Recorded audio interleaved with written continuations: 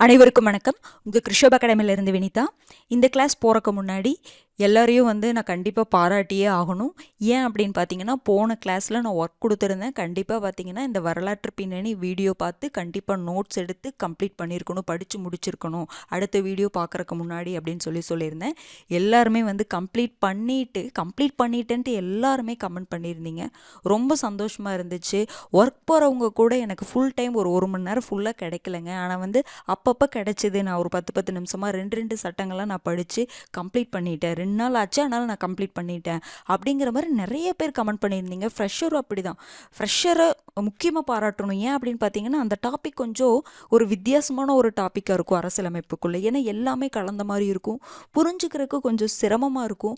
ஆனால் அதையும் தாண்டி அதில் ஒரு எஃபர்ட் போட்டு ஒரு சின்சியராக அதை நான் அவங்க கம்ப்ளீட் பண்ணிட்டாங்க ஃப்ரெஷர். அவங்களுக்கும் வாழ்த்துக்கள். ஓகேங்களா? இப்படியே நீங்கள் என்ன பண்ணுங்கள் அப்படின்னா, கண்டினியூவாக பார்த்து நோட்ஸ் எடுத்துகிட்டே வாங்க. எல்லாருக்குமே ஃப்ரெஷருக்கு மட்டும் நீங்கள் நினைக்காதீங்க, எல்லாத்துக்குமே. ஏன்னா எல்லாருமே ஒரு இக்கட்டான சுச்சுவேஷனில் தான் நம்ம இருப்போம். ஆனால் அதையும் மீறி நீங்கள் படிச்சிருக்கீங்க அப்படின்னா, கண்டிப்பாக படித்து அதை வீடியோ பார்க்க நோட்ஸ் எடுத்துட்டீங்க. பிடிஎஃபே இல்லை, பிடிஎஃப் இல்லாமல் வீடியோ பார்க்க நோட்ஸ் எடுத்துட்டீங்க அப்படிங்கும் பொழுது கண்டிப்பாக பாராட்டி தான் ஆகணும். ஓகேங்களா? வாழ்த்துக்கள். அப்படியே நீங்கள் என்ன பண்ணுங்கன்னா கண்டினியூ பண்ணுங்கள். ஓகேங்களா? கிளாஸ் போயிடலாங்களா? சரி, இப்போ நம்ம முன்னாடி என்ன பார்த்தோம்? இந்திய அரசியலமைப்பு. சிலபஸில் ஃபஸ்ட்டு டாபிக் என்னங்க? இந்திய அரசியலமைப்பு. அதில் என்ன பார்த்துருக்கோம்? வரலாற்று பின்னணியை கம்ப்ளீட் பண்ணிட்டோம். அடுத்தது என்ன பார்க்க போகிறோன்னா, அந்த இந்திய அரசியலமைப்பு டாப்பிக்லேயே இருக்கக்கூடியது இன்னொன்று, அரசியலமைப்புடைய அவசியம் என்ன, அதை எப்படி அந்த அரசியலமைப்பு நிர்ணய சபை உருவாக்கம், அது எப்படிலாம் உருவாக்குனாங்க அப்படின்னு சொல்லிட்டு அதை தான் நம்ம பார்க்க போகிறோம். அடுத்த டாபிக் இந்திய அரசியலமைப்புலேயே இருக்கக்கூடிய ஒரு டாப்பிக்கு. சரி, இது சம்மந்தமான இன்ஃபர்மேஷன் நம்ம ஸ்கூல் புக்கில் எங்கே இருக்குது அப்படின்னு பார்த்தீங்கன்னா, ரொம்ப முக்கியமானது, நீங்கள் படிக்க வேண்டியது. அதாவது இதுக்குள்ளே இருக்கிறத நான் எல்லாமே இங்கே இன்க்ளூட் பண்ணியிருப்பேன். உங்களுக்கு புக்கில் வேணும், நான் புக்லேயும் பார்த்துக்கணும் அப்படின்னு நினச்சா என்ன பண்ணுங்கள், 10th சிவிக்ஸில் லெசன் 1 இந்திய அரசியலமைப்பு அப்படின்னு சொல்லிட்டு ஒரு பாடம் இருக்கும். அதில் இதுக்கு என்னென்ன பார்க்கணுன்னா, அறிமுகம் படிக்கணும். 1.1 1.2 இந்த 3 ஹெட்டிங் மட்டும் பார்த்தா போதும். ஓகேங்களா? இதில் எல்லாமே இருக்கும். வேறு டாப்பிக்ல இருந்தெல்லாம் இதுக்குள்ளே இருக்காது. அதனால தான் சொல்கிறேன், இதை நீங்கள் நல்லா படிச்சுக்கோங்க. ஓகேங்களா? அதாவது இதில் வந்துடும், இதுலேயே வந்துடும். நீங்கள் புக்கு வேணும்னு எல்லாருமே கேட்பீங்கள்ல, ஸ்கூல் புக்கில் எங்கே இருக்குன்னு கேட்பீங்களா, அதுக்காக நான் சொல்லிட்டேன்.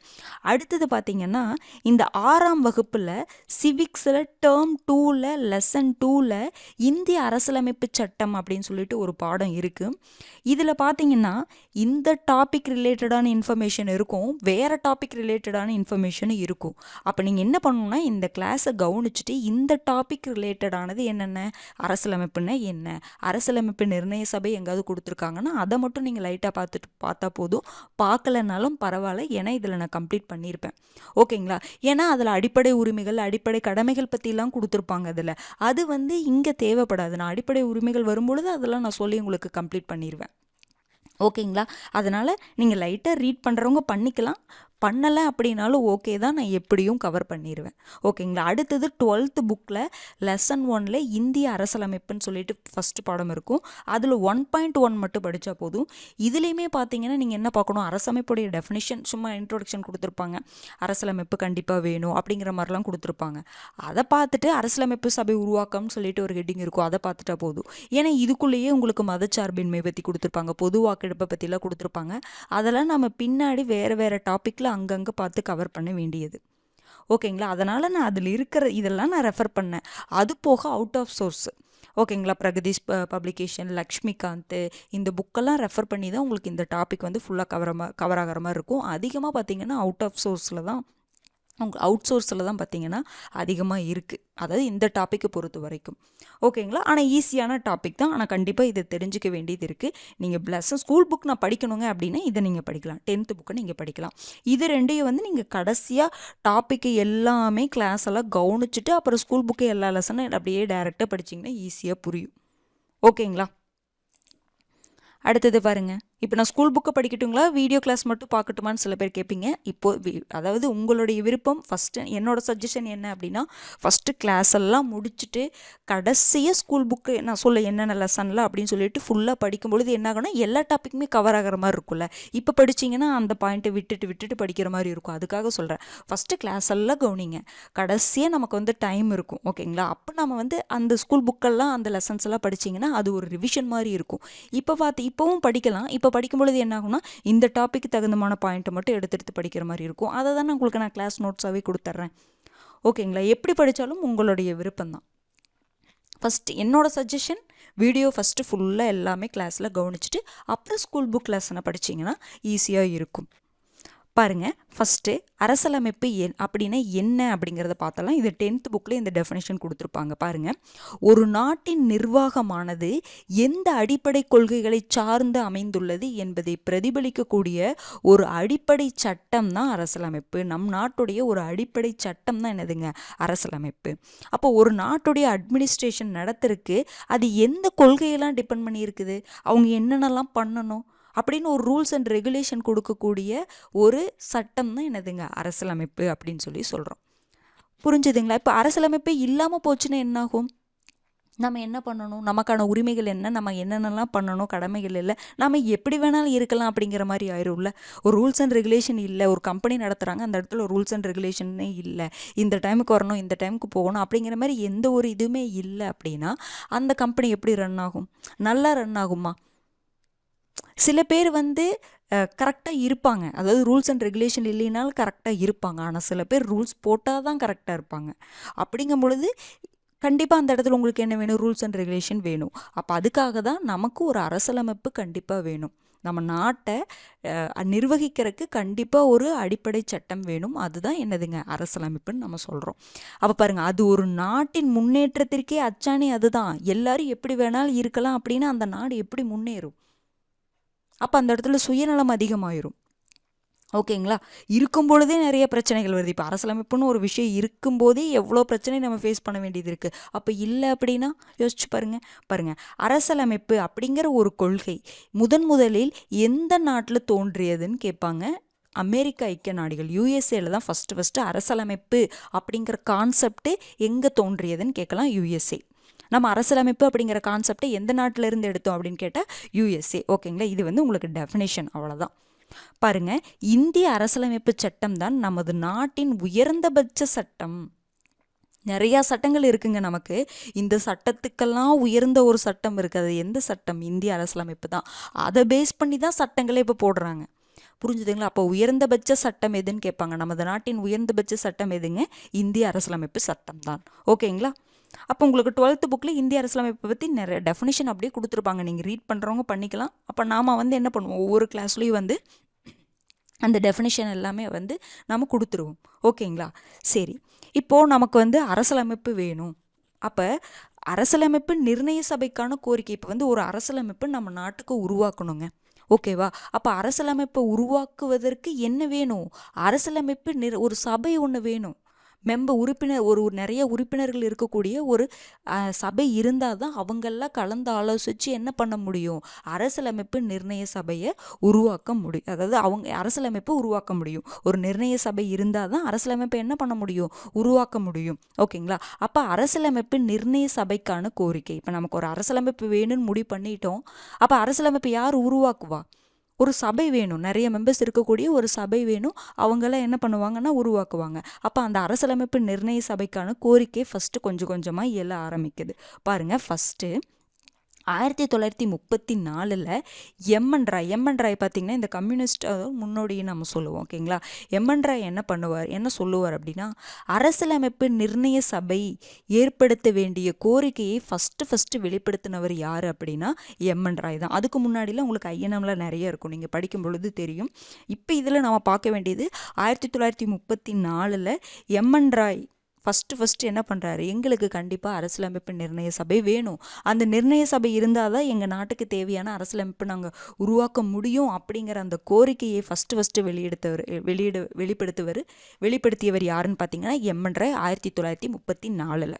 ஓகேங்களா? அடுத்த வருடம் 1935 இந்திய தேசிய காங்கிரஸ் இருக்காங்கல்ல, 1885 உருவாக்கப்பட்ட ஒரு கட்சி, ஓகேங்களா, அமைப்புன்னு சொல்லலாம். அப்போ ஒரு இயக்கமாக இருந்திருக்கும், அதுக்கப்புறம் தான் அது கட்சியாக வந்துச்சு, ஓகேங்களா.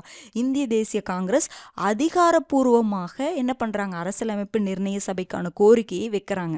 ஃபஸ்ட்டு டைம் அஃபீஷியலாக என்ன பண்ணுறாங்க, இந்திய தேசிய காங்கிரஸ் அரசியலமைப்பு நிர்ணய சபை எங்களுக்கு வேணும் அப்படின்னு சொல்லிட்டு கோரிக்கையை பிரிட்டிஷ்கிட்ட வைக்கிறாங்க 1935.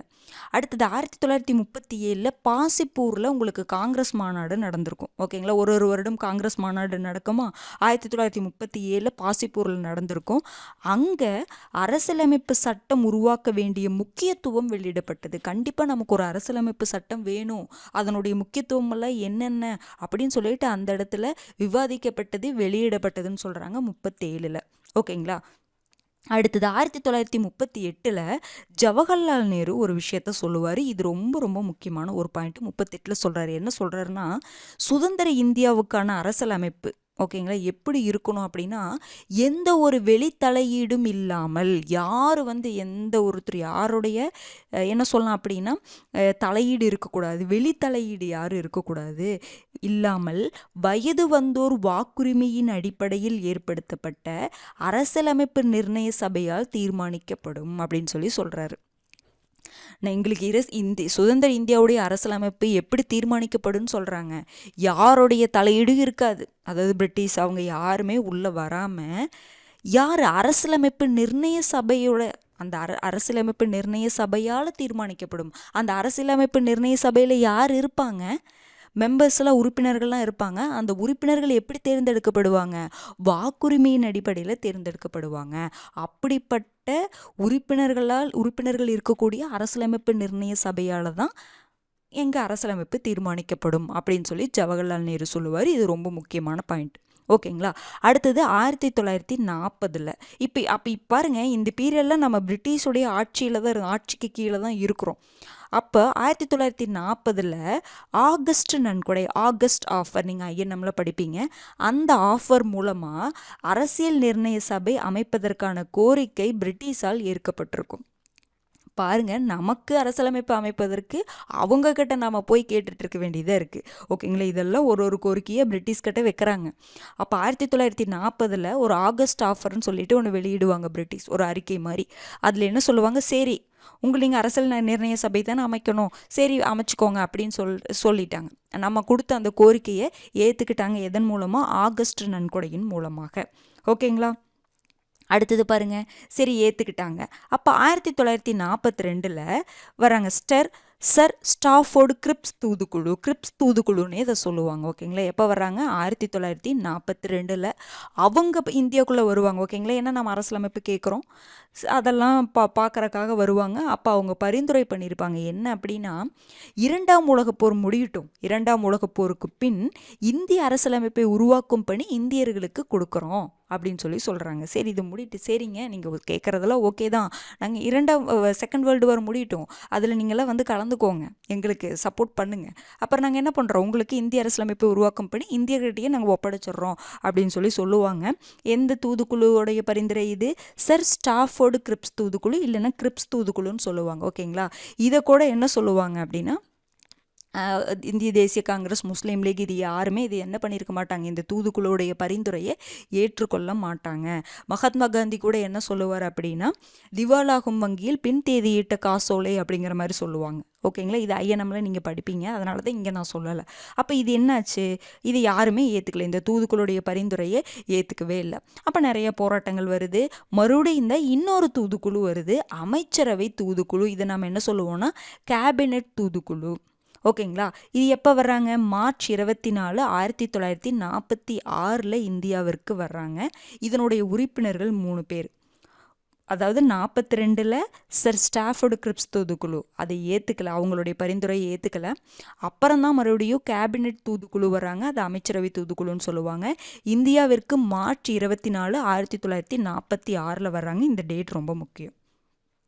சரி, அதில் 3 உறுப்பினர்கள் இருப்பாங்க. யார் யார் இருக்காங்க பாருங்க, பெத்தி Clarence, sir Stafford grips, AV Alexander. ரொம்ப முக்கியம், 3 பேருமே ரொம்ப முக்கியம். பெத்தி Clarence, sir Stafford grips, AV Alexander. நீங்கள் உடனே இந்த கிரிப்ஸ் இது கன்ஃபியூஸ் பண்ணிக்கூடாது. அந்த கிரிப்ஸ் தூதுக்குழுவில் அவர் ஹெட்டாக இருப்பார். இந்த இடத்துல பெத்தி கிளாரன்ஸ் தான் உங்களுக்கு ஹெட்டாக இருப்பார். நீங்கள் உடனே கிரிப்ஸ் தூதுக்குழுயும் அமைச்சரவை தூதுக்குழுயும் கன்ஃபியூஸ் பண்ணிக்காதீங்க. அது வேறு தூதுக்குழு. அவர் கிரிப்ஸுக்கு வந்து ஹெட்டாக இருப்பார். நீங்கள் கிரிப்ஸ் தூதுக்குழுன்னு ஒன்று இதில் கிரிப்ஸ் இருக்கார்ல, அப்போ இது கிரிப்ஸ் தூதுக்குழுவா அப்படின்னு இது பண்ணிக்காங்க. அதாவது அது வந்து 1942 வந்த தூதுக்குழு. இந்த 3 பேர் பெத்தி Clarence, Stafford grips, AV Alexander, இவங்க 1946 வர்றாங்க. புரிஞ்சுதுங்களா? இவங்க என்ன பண்ணுறாங்க வந்துட்டு இது ஒப்புதல் தெரிவிச்சிடுறாங்க. ஓகே சரி, நீங்கள் என்ன பண்ணிக்கோங்க, அரசியலமைப்பு நிர்ணய சபை என்ன பண்ணிக்கோங்க, அமைச்சுக்கோங்க அப்படின்னு சொல்லிட்டு ஒப்புதல் தெரிவிச்சிடுறாங்க. ஓகேங்க. எந்த குழு ஒப்புதல் தெரிவித்ததுன்னு கேட்கலாம். அரசியலமைப்பு நிர்ணய சபை அமைப்பதற்கான கோரிக்கைக்கு எந்த குழு ஒப்புதல் தெரிவித்ததுன்னா கேபினெட் தூதுக்குழு, இல்லைன்னா அமைச்சரவை தூதுக்குழுன்னு சொல்லலாம். ஓகேங்களா? கிரிப்ஸ் தூதுக்குழு, இதில் கிரிப்ஸ் இருக்கிறதுனால இது கிரிப்ஸ் தூதுக்குழுன்னு நினச்சிக்காதீங்க. ஓகேங்களா? சரி, அப்போ சரி, அது வரைக்கும் என்ன பண்ணுங்க அப்படின்னா, உங்களுக்கு நீங்கள் அரசியலமைப்பு நிர்ணய சபை அமைக்கலான்னு சொல்லியாச்சு. அப்போ நீங்கள் அது வரைக்கும் என்ன பண்ணுங்க, இடைக்கால அரசாங்கத்தை ஏற்படுத்திக்கோங்க அப்படின்னு சொல்கிறாங்க. ஏன்னா இப்போ ஒரு அரசியலமைப்பு நிர்ணய சபை உருவாக்கணும், அதுக்கெல்லாம் என்ன பண்ணுங்க, நீங்கள் என்ன பண்ணுங்க, அதுக்கெல்லாம் மெம்பர்ஸ் எல்லாம் வேணும். அது வரைக்கும் நீங்கள் என்ன பண்ணுங்க, அவங்கள எப்படி சொல்கிறது, அதை ரன் பண்ணுறதுக்கு நிறைய ஆள்கள்லாம் வேணும்ல, அது வரைக்கும் நீங்கள் என்ன பண்ணிக்கோங்க, ஒரு இடைக்கால அரசாங்கத்தை வேணால் நீங்கள் என்ன பண்ணிக்கோங்க, உருவாக்கிக்கோங்க அப்படின்னு சொல்கிறாங்க. புரிஞ்சுதுங்களா? சரி, அப்போ இடைக்கால அரசாங்கம் எப்போ உருவாக்கப்படுது அப்படின்னு பார்த்தீங்கன்னா, செப்டம்பர் 2, 1946 ஜவஹர்லால் நேருவை தலைவராக கொண்ட 14 நபர்களுடன் இடைக்கால அரசாங்கம் ஏற்படுத்தப்படுது. ஓகேங்களா? அவங்க சொல்கிறாங்கல்ல, சரி ஒப்புதல் தெரிவிச்சிட்டாங்க, அரசியலமைப்பு நிர்ணய சபை கோரிக்கைக்கான ஒப்புதலை தெரிவிச்சிட்டாங்க. அது வரைக்கும் நீங்கள் என்ன பண்ணுங்க அப்படின்னா, இடைக்கால அரசாங்கத்தை வேணால் நீங்கள் அமைச்சுக்கோங்க. ஓகேங்களா? அப்போ தான் செப்டம்பர் 2, 1946 ஜவஹர்லால் நேருவை தலைவராக கொண்ட 14 நபர்களுடன் இடைக்கால அரசாங்கம் ஏற்படுத்தப்படுது. ஓகேங்களா? இதில் 14 பேர் யார் யார் எந்தெந்த துறைக்கு பொறுப்பானவங்க அப்படின்னு சொல்லிட்டு இங்கே இருக்கும். நீங்கள் 14 பேர்த்தையும் பார்க்க வேண்டியது கிடையாது, முக்கியமானவங்கலாம். இப்போ இடைக்கால அரசாங்கத்தில் அரசியலமைப்பு சபையுடைய துணைத் தலைவர், வெளியுறவுத்துறைக்கான தலைவர், காமன்வெல்த் உறவுகளுக்கான தலைவர் யாருன்னு கேட்டால் ஜவஹர்லால் நேரு. அதே மாதிரி சர்தார் வல்லபாய் படேல் பார்த்தீங்கன்னா உள்துறை, தகவல் மற்றும் ஒலிபரப்பு, இந்த துறைக்கான தலைவராக இருப்பார். டாக்டர் ராஜேந்திர பிரசாத் பார்த்தீங்கன்னா என்ன டிபார்ட்மெண்ட்னா உணவு மற்றும் வேளாண்மை துறை. அப்போ ஜவஹர்லால் நேரு பார்த்தீங்கன்னா அரசியலமைப்பு சபையின் துணைத் தலைவர், வெளியுறவுத்துறை, காமன்வெல்த் உறவுகள். உள்துறை யார் ஹெட்டு, சர்தார் வல்லபாய் படேல். தகவல் மற்றும் ஒலிபரப்பு சர்தார் வல்லபாய் படேல். உணவு மற்றும் வேளாண்மை துறை டாக்டர் ராஜேந்திர பிரசாத். முக்கியமாக 5 பேர்த்த மட்டும் பார்க்குறோம். ஓகேங்களா? 14 பேர் இருக்காங்கல்ல, அதில் 5 பேர் முக்கியமான அடிக்கடி நம்ம கேள்விப்படக்கூடிய பேரை மட்டும் பார்க்குறோம். நிதித்துறை யார் பொறுப்பு அப்படின்னு பார்த்தீங்கன்னா லியாக்கத் அலி கான். கல்வி மற்றும் கலை, இது ரொம்ப முக்கியம், கல்வி மற்றும் கலைக்கு பொறுப்பு யாருன்னு பார்த்தீங்கன்னா சி ராஜாஜி. ஓகேங்களா? அப்போ இடைக்கால அரசாங்கத்தில் கல்வி மற்றும் கலைக்கு பொறுப்பான தலைவர் யாருன்னு பார்த்தீங்கன்னா, பொறுப்புள்ள தலைவர் யாருன்னு பார்த்தீங்கன்னா சி ராஜாஜி. இந்த டிபார்ட்மெண்ட்டுக்கு யார் ஹெட்டு அப்படின்னு சொல்லிட்டு பார்த்துக்கோங்க, அவ்வளோதான். கல்வி மற்றும் கலைக்கு ராஜாஜி, லியாக்கத் அலி கான் பார்த்தீங்கன்னா நிதித்துறை, ஜவஹர்லால் நேரு பார்த்தீங்கன்னா அரசியலமைப்பு சபையின் துணைத் தலைவர், வெளியுறவுத்துறை மற்றும் காமன்வெல்த் உறவுகள். சர்தார் வல்லபாய் படேல் பார்த்தீங்கன்னா உள்துறை, தகவல் மற்றும் ஒலிபரப்பு. டாக்டர் ராஜேந்திர பிரசாத் உணவு மற்றும் வேளாண்மை துறை. புரிஞ்சுதுங்களா? இது வரைக்கும் இந்த ஃபஸ்ட்டு டாபிக் புரிஞ்சிச்சுங்களா? எனது 1934 ஃபஸ்ட்டு எம்என் ராய் கோரிக்கை வைக்கிறாரு. 1935 இந்திய தேசிய காங்கிரஸ் வந்து அதிகாரப்பூர்வமாக கோரிக்கை வைக்கிறாங்க. 1937 பாசிப்பூர் மாநாட்டில் அரசியலமைப்பு சட்டத்தை உருவாக்க வேண்டிய முக்கியத்துவம் வெளியிடப்படுது. 1938 ஜவஹர்லால் நேரு என்ன சொல்கிறாரு, சுதந்திர இந்தியாவின் அரசியலமைப்பானது எந்த ஒரு வெளித்தலையீடும் இல்லாமல் வயது வந்தோர் வாக்குரிமையின் அடிப்படையில் ஏற்படுத்தப்பட்ட அரசியலமைப்பு நிர்ணய சபையால் தீர்மானிக்கப்படும் சொல்கிறாரு. சரி, இத்தனை கோரிக்கையை பார்த்துட்டு கடைசியாக ஆகஸ்ட் ஆஃபர் மூலமாக 1940 என்ன சொல்கிறாங்க, பிரிட்டிஷ் அரசியல் நிர்ணய சபை அமைப்பதற்கான கோரிக்கையை ஏற்றுக்கிறாங்க. அதுக்காக 1942 ஸ்டாஃபோர்டு கிரிப்ஸ் தூதுக்குழு அவங்க வர்றாங்க. அவங்க என்ன பரிந்துரைக்கிறாங்கன்னா, 2ஆம் உலகப் போருக்கு பின்னாடி நாங்கள் என்ன பண்ணுறோம், இந்திய அரசியலமைப்பை உருவாக்கும் பணி இந்தியர்களுக்கு கொடுக்குறோன்னு சொல்கிறாங்க. ஆனால் அதை நாம் என்ன பண்ணல, ஏற்றுக்கலை. அதுக்கப்புறம் கடைசி 1946 மார்ச் 24 அமைச்சரவை தூதுக்குழு, கேபினெட் தூதுக்குழு வராங்க. அதில் 3 உறுப்பினர்கள் இருக்காங்க. யார் யாருன்னா பெத்தி Clarence, Stafford grubs, AV Alexander. கடைசியாக அந்த கேபினெட் தூதுக்குழு வந்து ஒப்புதல் தெரிவிச்சுட்டு அது வரைக்கும் என்ன பண்ணுங்கள், இடைக்கால அரசாங்கம் அமைச்சுக்கோங்க. அந்த இடைக்கால அரசாங்கத்தின் மூலமாக நீங்கள் என்ன பண்ணுங்கள், ஒரு ப்ரொசீஜரையும் வழி நடத்துங்க அப்படின்னு சொல்லியிருப்பாங்க. அப்படி போடப்பட்டது தான் இடைக்கால அரசாங்கம் செப்டம்பர் 2, 1946. அதில் 14 பேர் இருக்காங்க. அதில் ஒவ்வொருத்தரும் யார் யார் என்னென்ன டிபார்ட்மெண்ட்டுக்கு தலைவர் அப்படின்னு சொல்லிட்டு பார்த்து வச்சுக்கோங்க. முக்கியமானது இந்த 5 பேருமே ரொம்ப முக்கியமானவங்க, அதுக்காக தான் சொல்கிறேன். ஓகேங்களா? ஃபஸ்ட்டு டாபிக் புரிஞ்சுதுங்களா? அடுத்தது பாருங்கள். சரி, இப்போ அரசியலமைப்பு நிர்ணய சபை அமைக்க சொல்லிட்டாங்களா? சரி, அதனுடைய அமைப்பு எப்படி அப்படின்னு பார்க்கலாம். ஓகேங்களா? கேபினெட் தூதுக்குழுவுடைய அந்த திட்டத்தின் அடிப்படையில் என்ன பண்ணுறாங்க, நவம்பர் 1946 அரசியலமைப்பு நிர்ணய சபை ஏற்படுத்தப்படுது. அப்போ அரசியலமைப்பு நிர்ணய சபை எந்த திட்டத்தின் அடிப்படையில் ஏற்படுத்தப்படுதுன்னா, கடைசியாக கேபினெட் தூதுக்குழு தானே ஒப்புதல் தெரிவிக்கிறாங்க. அவங்களோட இந்த திட்டத்தின் அடிப்படையில் எப்போ ஸ்டார்ட் பண்ணுறாங்க, நவம்பர் 1946 ஏற்படுத்தப்படுது. ஓகேங்களா? அப்போது அதுக்கு அந்த இதுக்கு என்ன பண்ணணும் அப்படின்னா தேர்தல் வைக்கணும். ஓகேங்களா? அப்போ மொத்த இடங்கள் எவ்வளோன்னா 380. அந்த அரசியலமைப்பு நிர்ணய சபையில் மெம்பர்ஸ் வேணும். அப்போ எவ்வளோ சீட் இருக்குது? 389 சீட் இருக்குது. ஓகேங்களா? அப்போ பிரிட்டிஷ் இந்தியாவுக்கு 296, சுதேச அரசுகள் பார்த்திங்கன்னா 93 சீட்டு, மொத்தம் 389 சீட். இதுக்கெல்லாம் உங்களுக்கு எலெக்ஷன் நடக்கும். புரிஞ்சுதுங்களா? அதாவது அரசியலமைப்பு நிர்ணய சபை ஏற்படுத்துகிறாங்க, அதுக்கு மெம்பர்ஸ்லாம் வேணும்ல. அப்போ என்ன பண்ணும், எலெக்ஷன் வைப்பாங்க. ஓகேங்களா? அப்போ அது எத்தனை சீட்டுக்கு வைக்கிறாங்க எலெக்ஷன்? 389 சீட்டுக்கு. அப்போ பிரிட்டிஷ் இந்தியாவுக்கு எவ்வளோ கொடுக்குறாங்க? பிரிட்டிஷ் இந்திய மாகாணங்கள்னு சொல்லுவாங்க. நம்ம இந்திய மாகாணங்கள் தான், பிரிட்டிஷ் அந்த இடத்துல ஆட்சி பண்ணுறங்காட்டி பிரிட்டிஷ் இந்திய மாகாணம் சொல்லுவோம். அதுக்கு 296 சீட்டும். சுதேச அரசுகள்னால் இவங்க பிரிட்டிஷ் ஆட்சி பண்ணாமல் தனித்தனியாக அந்தந்த பகுதிக்கு அந்தந்த தலைவர் இருப்பாங்கள்ல, அவங்க ஆட்சி பண்ணுவாங்க, அவங்க தனியாகவே இருப்பாங்க. அப்போ அந்த பகுதிகளுக்கு 93 சுதேச அரசுகள் பகுதி இருக்குது. புரிஞ்சுதுங்களா? இடங்கள் இருக்குது. அப்போ இது எப்படி பிரிச்சிருக்காங்க பாருங்கள். பிரிட்டிஷ் இந்தியாவுக்கு எவ்வளோ கொடுத்துருவாங்க? பிரிட்டிஷ் இந்திய மாகாணங்கள் 296. அதில் 292 இடங்கள் எங்கிருந்து எடுத்திருப்பாங்கன்னா 11 ஆளுநர் மாகாணங்கள்னு சொல்லுவாங்க. அது மாகாணங்களில் இருக்கும், அது நமக்கு தேவையில்லை. 11 ஆளுநர் மாகாணங்கள்லேருந்து 292 சீட்டு. அதே மாதிரி 4 சீட் எங்கே இருந்துன்னா உயர் ஆணையர் மாகாணங்கள் என்னென்ன, டெல்லி, அஜ்மீர், மேர்வாரா சேர்த்து சொல்லணும். கூர்க், பலுச்சிஸ்தான். நம்ம புக்கில் எப்படி கொடுத்துருப்பாங்கன்னா 3 உயர் ஆணையர் மாகாணங்கள், 1 பலுச்சிஸ்தான் சார்பில் ஒருவர் அப்படின்னு சொல்லிட்டு இதை தனியாக பிரித்து கொடுத்துருப்பாங்க.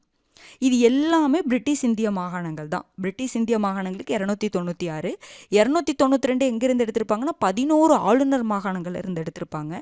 4 உயர் ஆணையர் மாகாணங்கள் எங்கே? டெல்லி, அஜ்மீர், மேர்வாரா, கூர்க். அஜ்மீர், மேர்வாரா சேர்த்து சொல்லணும். கூர்க், பலுச்சிஸ்தான். நம்ம புக்கில் பலுச்சிஸ்தான் சார்பில் ஒருவர் அப்படின்னு சொல்லிட்டு தனியாக கொடுத்துருப்பாங்க, அவ்வளோதான். சுதேச அரசுகள் சார்பில் 93.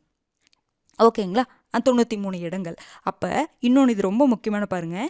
இந்த அரசியலமைப்பு நிர்ணய சபையில் இருக்கக்கூடிய அந்த எலெக்ஷன் வைப்பாங்கள்ல, அது எப்படி, அந்த அமைப்பு எப்படி இருக்க போகுதுன்னா பகுதியளவு தேர்ந்தெடுக்கப்பட்ட, பகுதியளவு நியமிக்கப்பட்ட அமைப்பு அப்படின்னு சொல்கிறாங்க. அதாவது இந்த பிரிட்டிஷ் இந்திய மாகாணங்கள் தனியாக, சுதேச அரசுகள் மாகாணங்கள் தனியாக பிரிச்சிருக்காங்களா? இந்த பிரிட்டிஷ் இந்திய மாகாணங்களுக்கு மட்டும்தான் எலெக்ஷன் வச்சு மக்கள் எலெக்ஷன் இருக்காது. அது எப்படி எலெக்ஷன் நான் சொல்கிறேன். ஓகேங்களா? எலெக்ஷனை வச்சு தேர்வு செஞ்சுருப்பாங்க, எலெக்ட் பண்ணியிருப்பாங்க, தேர்வு செஞ்சுருப்பாங்க. இந்த சுதேச அரசுகள் அந்த பிரதிநிதிகள், இந்த 93 சீட் இருக்குது பார்த்தீங்களா, அதை எப்படி தேர்வு பண்ணியிருப்பாங்கன்னா, ஒவ்வொரு சுதேச அரசு பகுதிக்கும் ஒவ்வொருத்தர் ஹெட் இருப்பாங்கல்ல, அந்த ஹெட்டு நியமிச்சிருப்பாங்க அவங்கள. அதனால தான் இது நியமிக்கப்பட்டதாக இருக்கும். இந்த சுதேச அரசுகளுக்கான அந்த ரெப்ரசன்டேட்டிவ்ஸ் எப்படி இருப்பாங்க? நியமிக்கப்பட்டவங்களாக இருப்பாங்க. இந்த 296 பேர் பிரிட்டிஷ் இந்திய மாகாணங்களுக்கு இந்த 296 பேர் இருப்பாங்கல்ல, அவங்கள எப்படி தேர்வு பண்ணியிருப்பாங்க?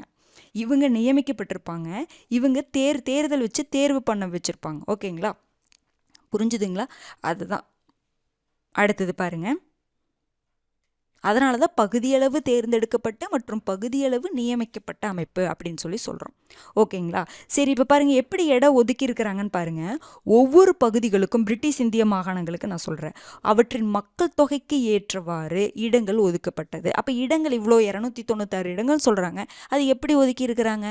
அங்கே இருக்கக்கூடிய மக்கள் தொகைக்கு தகுந்த மாதிரி ஒதுக்கி இருக்கிறாங்க. அப்போ எப்படின்னா 10 லட்சம் மக்களுக்கு ஒரு இடம் அப்படின்னு சொல்லிட்டு ஒதுக்கி இருக்கிறாங்க. ஓகேங்களா? ஒரு ரெப்ரசன்டேட்டிவ் 10 லட்சம் மக்களுக்கு ஒரு ஒரு ரெப்ரசன்டேட்டிவ் அப்படின்னு சொல்லி தான் எவ்வளோ ஒதுக்கியிருக்காங்க மொத்தமாக 292 296 இப்படிங்கிற மாதிரி அந்த மக்கள் தொகை தகுந்த மாதிரி சீட்டு ஒதுக்கி 389 இடங்கள் இருக்கா, அது எப்படி ஒதுக்கியிருக்காங்க, மக்கள் தொகை பேஸ் பண்ணி தான் ஒதுக்கியிருக்கிறாங்க. அப்போ மக்கள் தொகைன்னா எவ்வளோ எடுத்துக்கிட்டாங்க, 10 லட்சம் இல்லைன்னா 1 மில்லியன் எப்படி வேணாலும் கொடுக்கலாம். ஓகேங்களா, 10 லட்சம் மக்களுக்கு ஒரு இடம் அப்படின்னு சொல்லிட்டு கொடுக்குறாங்க. ஓகேங்களா. அப்புறம் இந்த பிரிட்டிஷ் மாகாணங்கள்ல எவ்வளோ பிளேஸ், 296 மாகாணங்கள் தான் பிரிட்டிஷ் மாகாணங்கள்.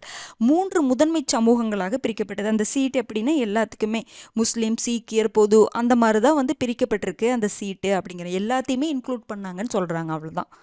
ஓகேங்களா. அடுத்தது பாருங்க. சரி, இப்போ நம்ம சொல்கிறோம்ல சுதேச அரசுகளுக்கு 93 பேர் இருக்காங்களா, அந்த 93 பேர் எப்படி தேர்வு பண்ணாங்கன்னு பார்த்தோம், நியமிக்கப்பட்டாங்கன்னு பார்த்தோம். அந்தந்த பகுதிகளுக்கான தலைவர்கள் அந்த இதுக்கான பிரதிநிதிகளை தேர்வு பண்ணாங்கன்னு பார்த்தோம்ல. அப்போ அடுத்தது பார்த்தீங்கன்னா உங்களுக்கு யார் இருப்பாங்க, பிரிட்டிஷ் மாகாணம் இருக்குமா, பிரிட்டிஷ் இந்திய மாகாணங்கள் 292 பேர் இருக்காங்களா. ஓகேங்களா, 296 பேர் இருக்காங்களா.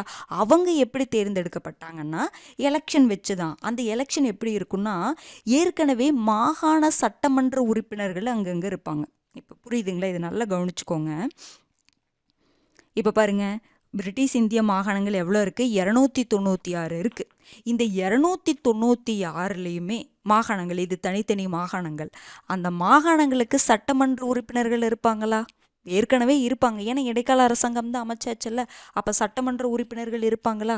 அந்த சட்டமன்ற உறுப்பினர்கள் தான் யாரை எலெக்ட் பண்ணுறாங்க, இப்போ இருக்கக்கூடிய இந்த 296 பேர்த்தை எலெக்ட் பண்ணுறாங்க. புரிஞ்சுதுங்களா. ஏற்கனவே இடைக்கால அரசாங்கம் அமைச்சாச்சுங்க.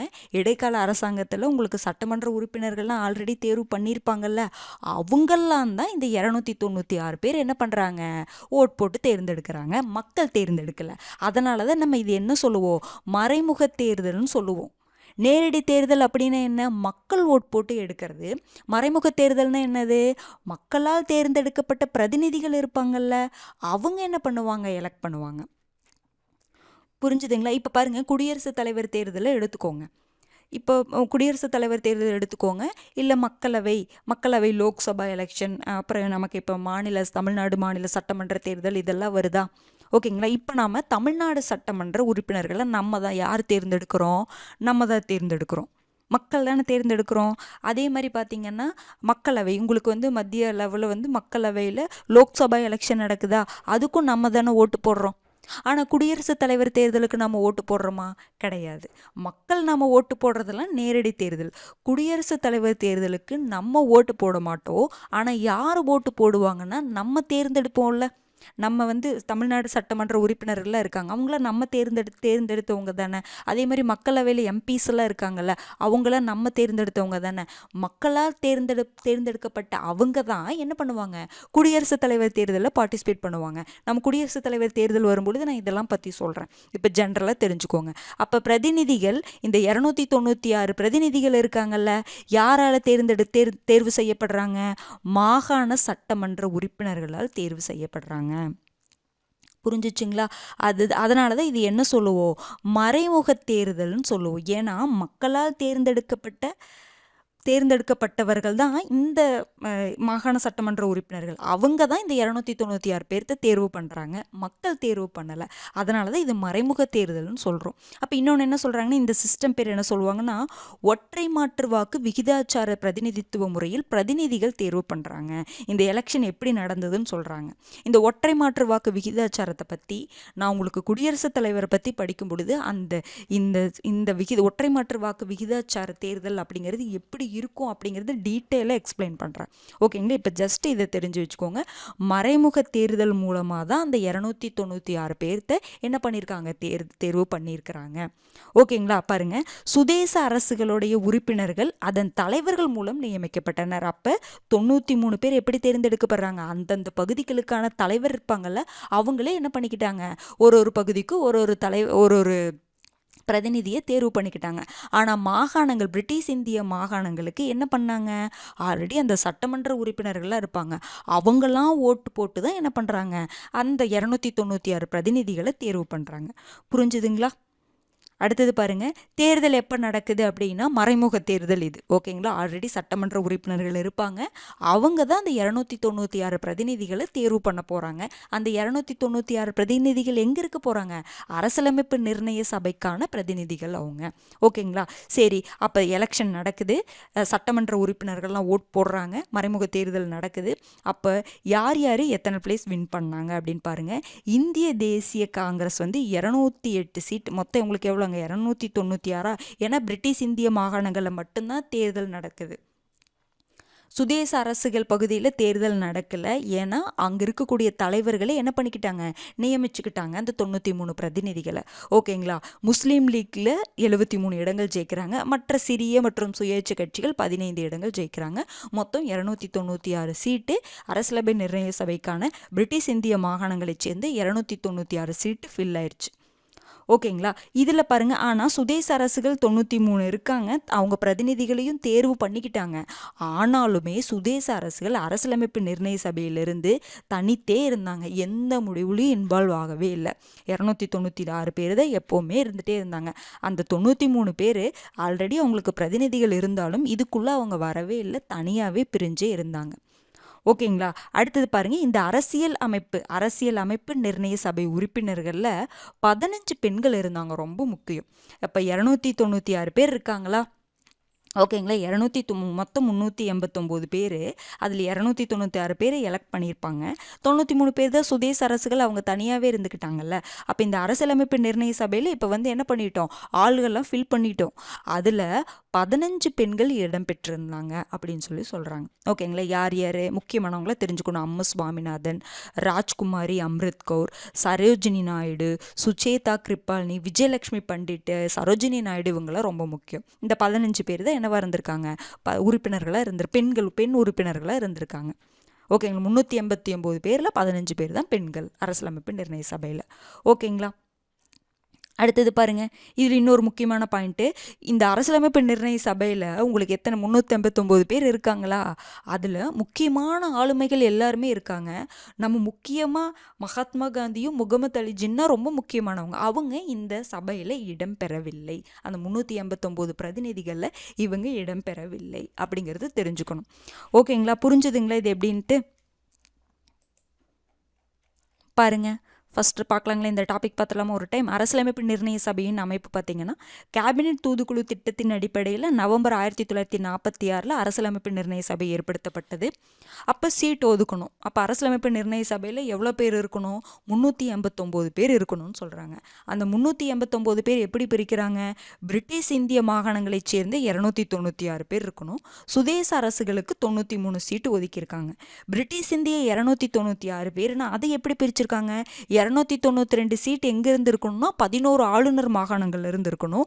4 சீட் எங்கே இருந்திருக்கணும்? உயர் ஆணையர் மாகாணங்கள் டெல்லி, அஜ்மீர், மேர்வாரா, கூர்க், பலுச்சிஸ்தானில் இருக்கணும் அப்படின்னு சொல்லியிருக்காங்க.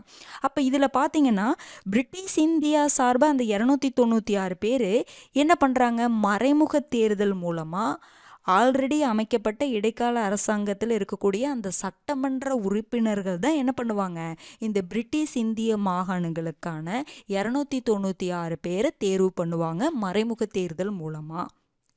ஓகேங்களா, சுதேச அரசுகள் சார்பில் எத்தனை பேர் இருக்காங்க? 93 பேர் இருக்காங்க. அவங்கள யாரை என்ன பண்ணாங்க? தேர்வு பண்ணலை, அவங்கள என்ன தான் பண்ணாங்க? நியமிக்க மட்டும்தான் பண்ணாங்க. யாரை நியமித்தாங்க? அந்த சுதேச அரசுகள் பகுதியில் இருக்கக்கூடிய அந்த தலைவர் என்ன பண்ணிக்கிட்டாங்க? அவங்கள நியமிச்சிட்டாங்க. அதனால தான் இதை நம்ம என்ன சொல்லுவோம்? பகுதியளவு தேர்ந்தெடுக்கப்பட்ட மற்றும் பகுதியளவு நியமிக்கப்பட்ட அமைப்பு. இது வந்து நேரடி தேர்தல் கிடையாது, மறைமுக தேர்தல். மக்களால் தேர்ந்தெடுக்கப்படவில்லை, மக்களால் தேர்ந்தெடுக்கப்பட்ட உறுப்பினர்களால் பிரதிநிதிகள் தேர்வு செய்யப்பட்டாங்க. அதனால் இதை நம்ம என்ன சொல்கிறோம்? மறைமுக தேர்தல்னு சொல்கிறோம். எப்படி பிரிச்சிருக்காங்கன்னா இடம் 10 லட்சம் மக்களுக்கு ஒரு இடம் அப்படின்னு சொல்லிட்டு தான் இந்த 389 இடத்தை பிரிச்சிருப்பாங்க. அதுக்கப்புறம் பார்த்தீங்கன்னா இது என்ன? ஒற்றை மாற்று வாக்கு விகிதாச்சார பிரதிநிதித்துவ முறையில் தான் பிரதிநிதிகள் தேர்வு செய்யப்பட்டாங்க. மறைமுக தேர்தல்.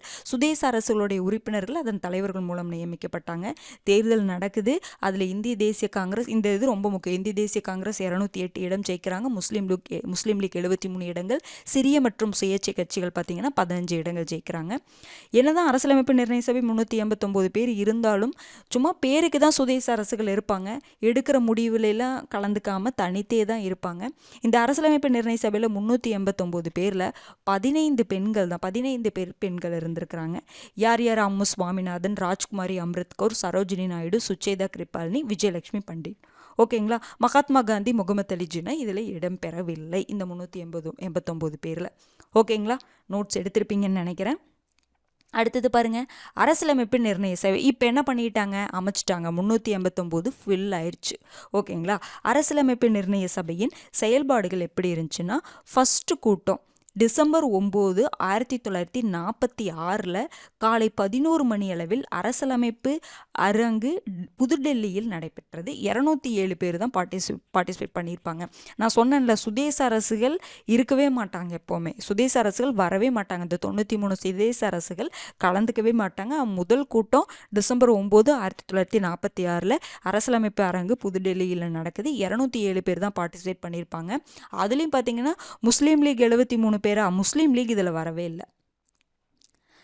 208 இந்திய தேசிய காங்கிரஸ் வந்து வின் பண்ணியிருப்பாங்களா, அப்போ 207 பேர் தான் பார்ட்டிசிபேட் பண்ணுறாங்க. முஸ்லீம் லீக் பார்த்திங்கன்னா புறக்கணிச்சிட்டாங்க. ஏன் புறக்கணிச்சாங்க அப்படின்னா, பாகிஸ்தான் கோரிக்கையை முன்வைத்து எங்களுக்கு தனி பாகிஸ்தான் வேணும், தனியாக வந்து முஸ்லீமுக்கு தனியாக ஒரு கண்ட்ரி வேணும் அப்படின்னு சொல்லி அந்த கோரிக்கையை முன் வச்சு இந்த கூட்டத்தை புறக்கணிச்சிட்டாங்க. ஓகேங்களா. சரி, இந்த ஃபஸ்ட்டு கூட்டம் கூடிச்சு பார்த்தீங்களா, அதனுடைய பொருள் என்ன அப்படின்னு பார்த்தீங்கன்னா, கூட்டப்பொருள்னு சொல்லுவாங்க. தற்காலிக தலைவர் தேர்வு. ஏதோ ஒரு மாநாடு நடந்துச்சுன்னா அதனுடைய கருப்பொருள் அப்படிங்கிற மாதிரி வைப்பாங்கல்ல. ஃபஸ்ட்டு கூட்டத்துக்கு என்ன பண்ணணும், நம்ம தற்காலிகமாக ஒரு தலைவரை தேர்வு பண்ணணும். தலைவரே இல்லாமல் எப்படி கூட்டத்தை நடத்த முடியும், அதனால தற்காலிக தலைவரை தேர்வு பண்ணுறாங்க. அப்போ தற்காலிக தலைவராக யார் இருந்திருக்காங்க, அரசியல் நிர்ணய சபையுடைய தற்காலிக தலைவர் யாருன்னு பார்த்தீங்கன்னா டாக்டர் சச்சிதானந்த சின்ஹா. சரி, இவர் தற்காலிக தலைவராக இருக்கட்டும் அப்படின்னு சொல்லிட்டு யார் முன்மொழிவு பண்ணியிருப்பாங்க அப்படின்னா, பாருங்க, தற்காலிக தலைவராக டாக்டர் சச்சிதானந்த சின்ஹாவை தலைமை ஏற்கும்படி ஆச்சாரிய கிருபாலினி அவங்க தான் என்ன பண்ணியிருப்பாங்க, முன்மொழிஞ்சிருப்பாங்க. யார் முன்மொழிஞ்சாங்கன்னு கேட்பாங்க. சரி, அப்போ யார் தலைமை ஏற்கலாம் அப்படின்னா, அந்த இதில் இருக்கக்கூடிய யார் மூத்த உறுப்பினர், யார் மூத்தவங்களா இருக்கவங்களோ அவங்கள தான் என்ன பண்ணுவாங்க, தற்காலிக தலைவரை தேர்ந்தெடுக்கலாம். அப்போ அந்த நடைமுறைன்னு ஒன்று இருக்குல்ல, மூத்த உறுப்பினர் யாரோ அவங்கள தற்காலிக தலைவராக ஏற்றுக்கலாம், தற்காலிக தலைவர்னு ஒருத்தர் இருக்கணும் அப்படிங்கிற மாதிரி அந்த கான்செப்ட் நம்ம எந்த நாட்டில் இருந்து எடுத்தோம் அப்படின்னா ஃப்ரெஞ்சு. இது வந்து ஃப்ரெஞ்சோடைய நடைமுறை. இந்த தற்காலிக தலைவர், மூத்த உறுப்பினர் ஒருவரை தற்காலிக தலைவராக தேர்வு பண்ணக்கூடிய ஒரு நடைமுறையை வந்து பிரெஞ்சு நடைமுறை. அதை நம்ம பின்பற்றி தான் டாக்டர் சச்சிதானந்த சின்ஹா தலைவராக இருக்கட்டும், தற்காலிக தலைவராக இருக்கட்டும் சொல்லிட்டு ஆச்சாரிய கிருபாலினி அவர்கள் முன்மொழிஞ்சிருப்பாங்க. அவரும் தற்காலிக தலைவராக இருந்திருப்பாங்க. ஆனால் அதுக்கப்புறம் ஒரு 2 நாளே அவர் இறந்துருவார். ஓகேங்களா. அப்போ டிசம்பர் 10 அப்போ நிரந்தர தலைவரை ஒருத்தர் அப்பாயின்மெண்ட் பண்ணணும். இது ஃபஸ்ட்டு கூட்டம். ரெண்டாவது கூட்டம் பார்த்திங்கன்னா டிசம்பர் 11, 1946 இப்போ இறந்துருவாரா, அப்போ ஒரு தலைவர் வேணும், நிரந்தர ஒரு தலைவர் வேணும். அப்போ அரசியலமைப்பு நிர்ணய சபையுடைய நிரந்தர தலைவர் யாருன்னு பார்த்தீங்கன்னா டாக்டர் ராஜேந்திர பிரசாத். தற்காலிக தலைவர் கேட்குறாங்களா இல்லை நிரந்தர தலைவர் கேட்குறாங்களான்னு பார்த்துக்கோங்க. துணைத் தலைவர்களையும் அப்பாயின்மெண்ட் பண்ணாங்க. ஹெச்ஜி முகர்ஜி, விடி கிருஷ்ணமாச்சாரி. டிடி கிருஷ்ணமாச்சாரிக்கும் விடி கிருஷ்ணமாச்சாரிக்கும் வித்தியாசத்தை தெரிஞ்சுக்கோங்க. துணைத் தலைவர்கள் யாருங்க, தலைவர் வந்து டாக்டர் ராஜேந்திர பிரசாத், துணைத் தலைவர் பார்த்தீங்கன்னா ஹெச்சி முகர்ஜி, விடி கிருஷ்ணமாச்சாரி. அப்போ முதல் கூட்டம் டிசம்பர் 9, 1946. இந்த அரசியல் நிர்ணய சபை எதுக்காகங்க, அரசியலமைப்பை அமைக்கணும், அதுக்காக தானே. அப்போ கடைசி கூட்டம் எப்போன்னு பார்த்தீங்கன்னா ஜனவரி 24, 1950 வரைக்கும் நடந்திருக்கும். இந்த கூட்டம் மொத்தம் 12 தொகுதிகள் அப்படின்னு சொல்லிட்டு பிரிச்சிருப்பாங்க. ஒவ்வொரு கூட்டத்திலையும் எதை பற்றி பேசினாங்க என்ன அப்படின்னு சொல்லிட்டு இதிலிருந்து இது வரைக்கும் 12 தொகுதிகள் இருக்கும். இந்த ஜனவரி 24 அப்புறம் ஜனவரி 26, 1950 உங்களுக்கு என்ன இருக்கும், அரசியலமைப்பு நடைமுறைக்கே வந்திருக்கும். அப்போ அது வரைக்கும் இவ்வளோ நாள் நடந்திருக்கு, அதை தெரிஞ்சுக்கணும். ஓகேங்களா. சரி, பாருங்க, அடுத்தது இப்போ ஒரு விதம் நம்ம பார்க்கலாம். அந்த கூட்டத்தில் இப்போ நம்ம பார்த்துட்டோமா. அப்போ பாருங்க, டிசம்பர் 13, 1946 டிசம்பர் 11 பார்த்தோம். டிசம்பர் 9 முதல் கூட்டமாக, டிசம்பர் 11 ரெண்டாவது கூட்டம். அப்புறம் டிசம்பர் 13, 1946 ஜவஹர்லால் நேரு என்ன பண்ணுறாருன்னா அரசியலமைப்பு நிர்ணய சபையில் ஒரு குறிக்கோள் தீர்மானம் அப்படின்னு சொல்லிட்டு ஒன்று வெளியிடுவார். அப்ஜெக்டிவ் ரெசல்யூஷன் அப்படின்னு சொல்லுவாங்க. ஓகேங்களா. அந்த குறிக்கோள் தீர்மானம் என்ன அப்படின்னு பார்த்தீங்கன்னா அரசியலமைப்பு கட்டமைக்கணும் பார்த்தீங்களா, அதில் அடிப்படை மற்றும் அரசியலமைப்பு அரசியலமைப்பு கட்டமைப்பின் அடிப்படை மற்றும் தத்துவங்களை கொண்டது. அதில் என்னென்னலாம் இருக்கணும், சமத்துவம் இருக்கணும், மதச்சார்பின்மை இருக்கணும், அடிப்படை உரிமைகள் இருக்கணும், அந்த மாதிரிலாம் சொல்லியிருப்பாங்க. நிறைய பாயிண்ட்ஸ் இருக்கும். நீங்கள் அதை ஐஎன்எம்ல படிக்கும் பொழுது இந்த குறிக்கோள் தீர்மானம்னு கொடுத்துட்டு அந்த குறிக்கோள் தீர்மானம்ல என்னென்னலாம் இருக்குன்னு சொல்லி கொடுத்துருப்பாங்க. அதை பார்க்கும் பொழுது நீங்கள் நல்லா டீப்பாக பார்க்குற மாதிரி இருக்கும். ஓகேங்களா? அப்போ குறிக்கோள் தீர்மானத்தை December 13, 1946 வெளியிட்டிருப்பாங்க. இவர் வெளியிட்ட இந்த குறிக்கோள் தீர்மானம் எப்போ ஏற்றுக்கொள்ளப்படுது அப்படின்னா, அரசியலமைப்பு நிர்ணய சபை எப்போ ஏற்றுக்கொண்டது அப்படின்னு பார்த்தீங்கன்னா January 22, 1947. இது ரொம்ப முக்கியமான டேட்டு. இந்த குறிக்கோள் தீர்மானத்தை நல்லா பார்த்து வச்சுக்கோங்க. நான் முகவரி வரும்பொழுது இதை பற்றி நான் மறுபடியும் சொல்லுவேன். December 13, 1946 அவர் வெளியிடுறாரு. அது எப்போ அரசியலமைப்பு நிர்ணய சபை ஏற்றுக்கொண்டது? January 22, 1947 ஏற்றுக்கொண்டது. ஓகேங்களா? அடுத்தது பாருங்க, நான் சொன்னேன் இல்லைங்களா, June 3, 1947 மவுண்ட் பேட்டன் திட்டம் அறிவிச்சாங்க. நம்ம பார்த்தோமா வரலாற்று பின்னணியில் June 3 June 3 பிளான் அப்படின்னு கூட சொல்லுவாங்க. ஓகேங்களா? அந்த திட்டத்தில் தானே உங்களுக்கு நாங்கள் என்ன பண்ணிடுறோம், சொன்ன தேதிக்கு முன்னாடி விடுதலை கொடுத்துட்றோம், சுதந்திரம் கொடுத்துட்றோம் அப்படிங்கிற மாதிரி சொல்லியிருப்பாங்க இல்லைங்களா? அந்த திட்டம் அனௌன்ஸ் பண்ணதுக்கப்புறம் அதிகமான சுதேச அரசுகள் என்ன, முன்னாடிலாம் சுதேச அரசுகள் தனித்தனியாக தானே இருந்தாங்க. இப்போ என்ன ஆக ஆரம்பிச்சிட்டாங்க, ஒவ்வொரு சுதேச அரசெல்லாம் இந்தியாவுக்குள்ளே இணைய ஆரம்பிச்சிட்டாங்க. ஏன்னா நீங்கள் இந்தியா தனியாக பாகிஸ்தான் தனியாக பிரிஞ்சுக்கோங்க அப்படிங்கிற மாதிரிலாம் சொல்லுவாங்கல்ல. இந்தியா தனியாக பாகிஸ்தான் தனியாக பிரிஞ்சுக்கோங்க, சுதேச அரசுகள் உங்களுக்கு எந்த நாட்டு கூட போய் சேரணும்னு விருப்பம் இருக்குதோ அந்த நாட்டு கூட போய் சேர்ந்துக்கோங்க அப்படிங்கிற மாதிரிலாம் சொல்லுவாங்க இந்த திட்டத்தின் மூலமாக. அப்போ என்ன பண்ணுறாங்க, சுதேச அரசுகள்லாம் இணைந்து கொள்ள ஆரம்பித்தாங்க. ஓகேங்களா? அப்புறம் பாருங்கள், இந்த அரசியலமைப்பு நிர்ணய சபை இருக்குது பார்த்தீங்களா, 2 அமைப்பாக செயல்பட்டதுன்னு சொல்கிறாங்க. அதாவது அதே மெம்பர்ஸ் தான் 2ஆக செயல்படுவாங்க. எப்படின்னா அரசியலமைப்பு அமைப்பாக செயல்படுவாங்க, அப்புறம் சட்டமன்ற அமைப்பாக செயல்படுவாங்க. அரசியலமைப்பு அமைப்பாக செயல்படும் போது அதுக்கு தலைவராக யாராக இருந்திருப்பாங்கன்னா டாக்டர் ராஜேந்திர பிரசாத் இருந்திருப்பாங்க. சட்டமன்ற அமைப்பாக அது செயல்படும் போது தலைவராக ஜிவி மௌலாங்கர் இருந்திருப்பாங்க. அதே மெம்பர்ஸ் தான். அரசியலமைப்பை பற்றி டிஸ்கஸ் பண்ணணும் அப்படின்னு என்ன பண்ணுவாங்க, டாக்டர் ராஜேந்திர பிரசாத் வந்து தலைவராக தலைமை தாங்குவார். சட்டம் சார்ந்த சட்டம் இயற்றக்கூடிய விஷயங்களை பற்றி விவாதிக்கும் பொழுது ஜிவி மௌலாங்கர் வந்து தலைவராக இருந்திருப்பாங்க. இது ரொம்ப முக்கியம். 2 அமைப்பாக இது செயல்பட்டுருக்கும். அரசியலமைப்பு அமைப்புக்கான தலைவர் டாக்டர் ராஜேந்திர பிரசாத், சட்டமன்ற அமைப்புக்கான தலைவர் ஜிவி மௌலாங்கர். அது ரொம்ப முக்கியமானது, பார்த்துக்கோங்க. சரி, அப்புறம் இந்திய விடுதலை சட்டம் இருக்குமா? இந்திய விடுதலை சட்டம் எப்போ போடுறாங்க, அந்த June 3 பிளானுக்கு அப்புறம் என்ன சொல்லிடுவாங்க, நாங்கள் விடுதலை கொடுத்துட்றோன்னு சொல்லிடுறாங்க. எந்த சட்டத்தின் மூலமாக? இந்திய விடுதலை சட்டம் 1947 போட்டிருப்பாங்களா.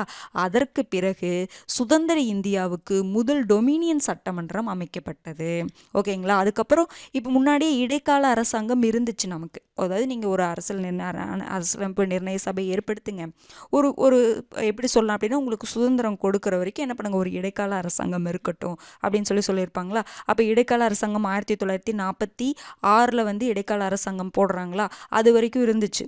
இப்போ என்ன பண்ணுறாங்க, நம்ம சுதந்திரம் அடைஞ்சிட்டோம், சுதந்திரம் ஆனதுக்கப்புறம் நமக்கு ஒரு சட்டமன்றம் வேணும்ல.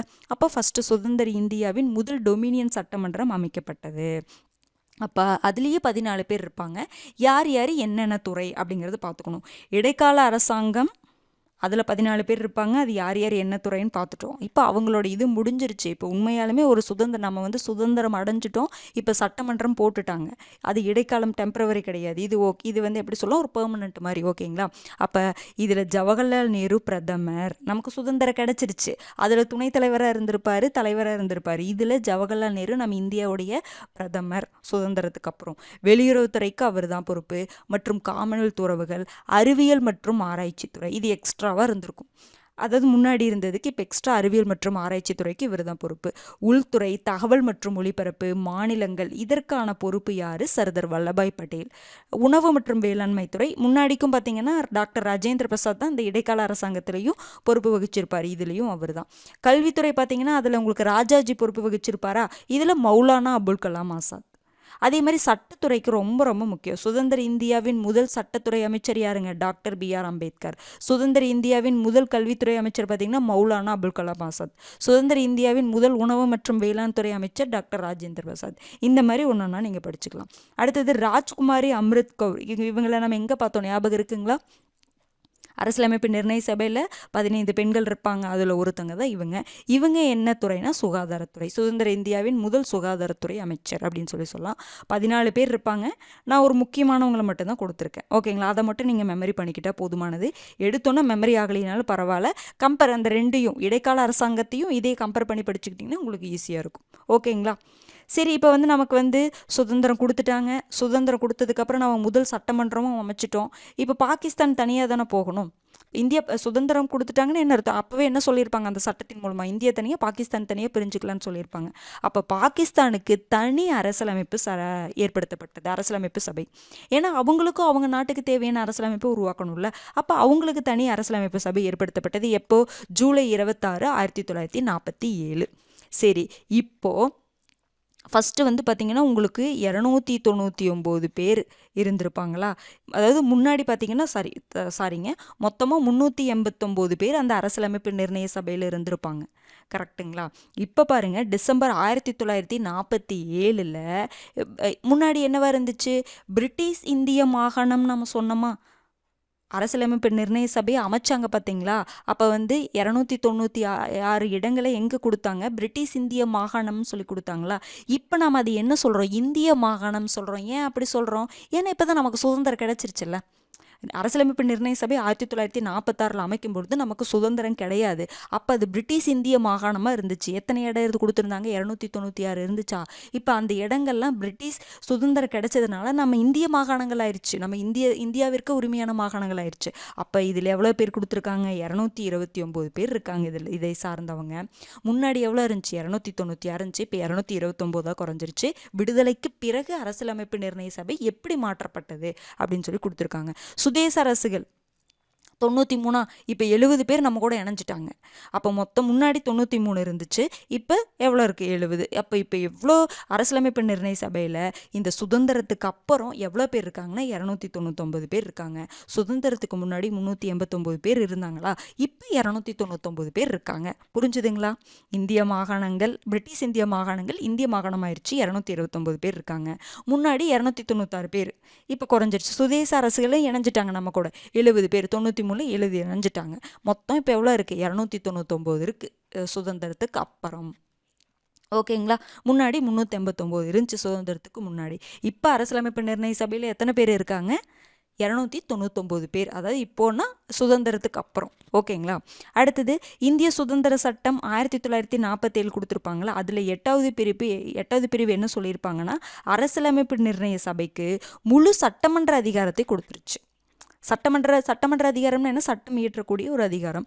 அதை அரசியலமைப்பு நிர்ணய சபைக்கு கொடுத்துருச்சு. சுதந்திரத்துக்கு முன்னாடி இந்த அரசியலமைப்பு நிர்ணய சபை நம்ம உருவாக்கணும்ல, அந்த அரசியலமைப்பு நிர்ணய சபைக்கு சுதந்திர சட்டத்தின் மூலமாக சட்டமன்ற அதிகாரமே அவங்களுக்கு கொடுத்துட்டாங்க பிரிட்டிஷ். ஓகேங்களா? முன்னாடி பிரிட்டிஷ் பார்த்துட்டு இருந்தாங்க, நமக்கான சட்டம் அவங்க ஏற்றிட்டு இருந்தாங்க. இப்போ சுதந்திரம் கொடுத்ததுக்கப்புறம் அரசியலமைப்பு நிர்ணய சபைக்கு அதை கொடுத்துட்டாங்க. ஓகேங்களா? சரி, இப்போ அரசியலமைப்பு நிர்ணய சபை ப்ராப்பராக அமைச்சாச்சு. 299 பேர் இப்போ இருக்காங்க. அரசியலமைப்பு நிர்ணய சபை எவ்வளவு அமர்வுகள் கொண்டது அப்படின்னா 11 அமர்வுகளை கொண்டது. 12 தொகுதிகள்னு கொடுத்துருப்பாங்க. என்னென்னா அந்த 12வது தொகுதி அப்படிங்கும் பொழுது ஜனவரி 26, 1950 அந்த நடைமுறைக்கு வந்திருக்கும். அதாவது இந்த ஜனவரி 24, 1950 அந்த கடைசி கூட்டம் நடைமுறை வந்திருக்கும். சில இடத்துல அதை சேர்த்தாம இது பண்ணியிருப்பாங்க. நீங்கள் 11 அமர்வுகள் அப்படிங்கிறத நீங்கள் ஞாபகம் வச்சுக்கோங்க. மொத்தம் 11 அமர்வுகளை கொண்டது. இதுதான் கரெக்ட். 11 அமர்வுகளை கொண்டது.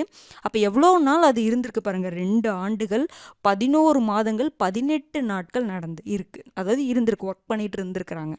கூட்டம் 11 அமர்வுகள் கூட்டம். 11 அமர்வுகள்னா ஒரு நாள் அப்படி கிடையாது. ஒரு கூட்டம் ஒன்று ஸ்டார்ட் பண்ணாங்கன்னா ஒரு 10 நாள் 20 நாள் அப்படி இது பண்ணுறது. அதே மாதிரி 11 அமர்வுகள் நடந்திருக்கு.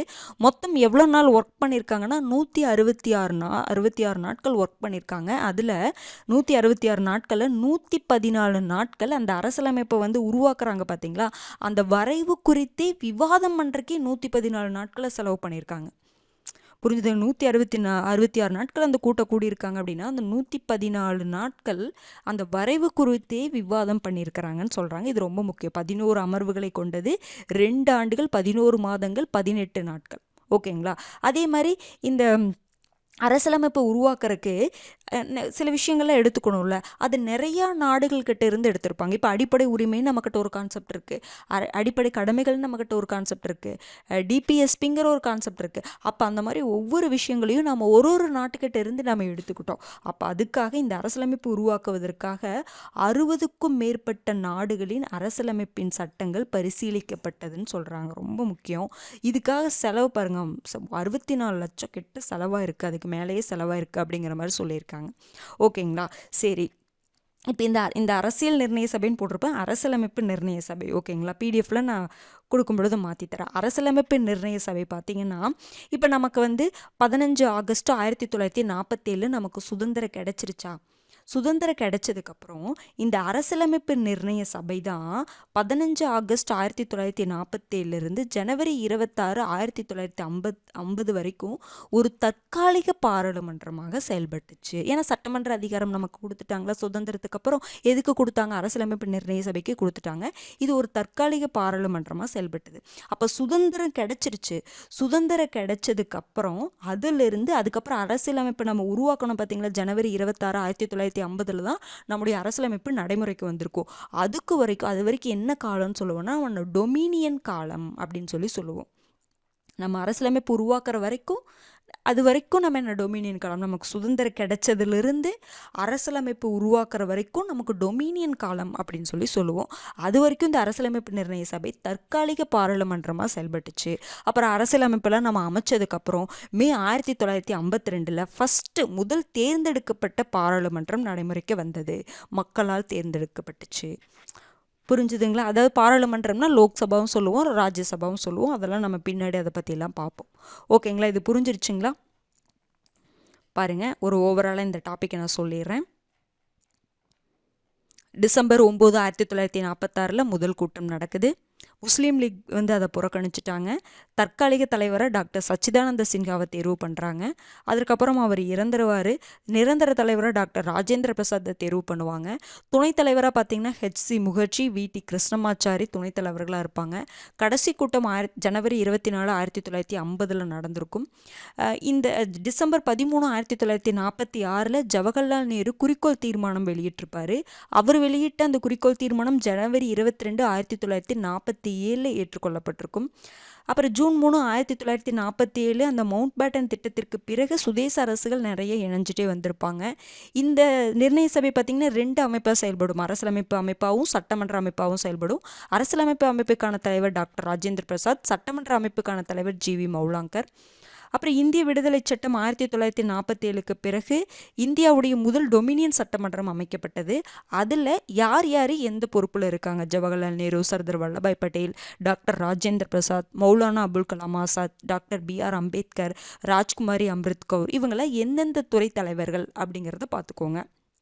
அப்புறம் அதற்கு பிறகு நம்மளுக்கு சுதந்திரம் கொடுத்ததுக்கு அப்புறம் பார்த்திங்கன்னா பாகிஸ்தானுக்கு இப்போ இந்தியா தனியாக தனியாக பிரிஞ்சுக்கோங்கன்னு சொன்னதுக்கப்புறம் பாகிஸ்தானுக்கு என்ன பண்ணாங்க? தனி அரசியலமைப்பு சபை ஏற்படுத்தப்பட்டது. அது எப்போனா ஜூலை 26 1947. இப்போது சுதந்திரம் கொடுத்ததுக்கப்புறம் நம்முடைய அந்த அரசியலமைப்பு நிர்ணய சபையில் இருக்கக்கூடிய அந்த எண்ணிக்கை குறைஞ்சது. எப்படி குறைஞ்சதுன்னா 389 பேர் இருந்தாங்க, இப்போ 299 பேர் தான். இந்திய மாகாணங்கள் 229, சுதேச அரசியல் சார்பாக 70 பேர் இருந்தாங்க. ஓகேங்களா?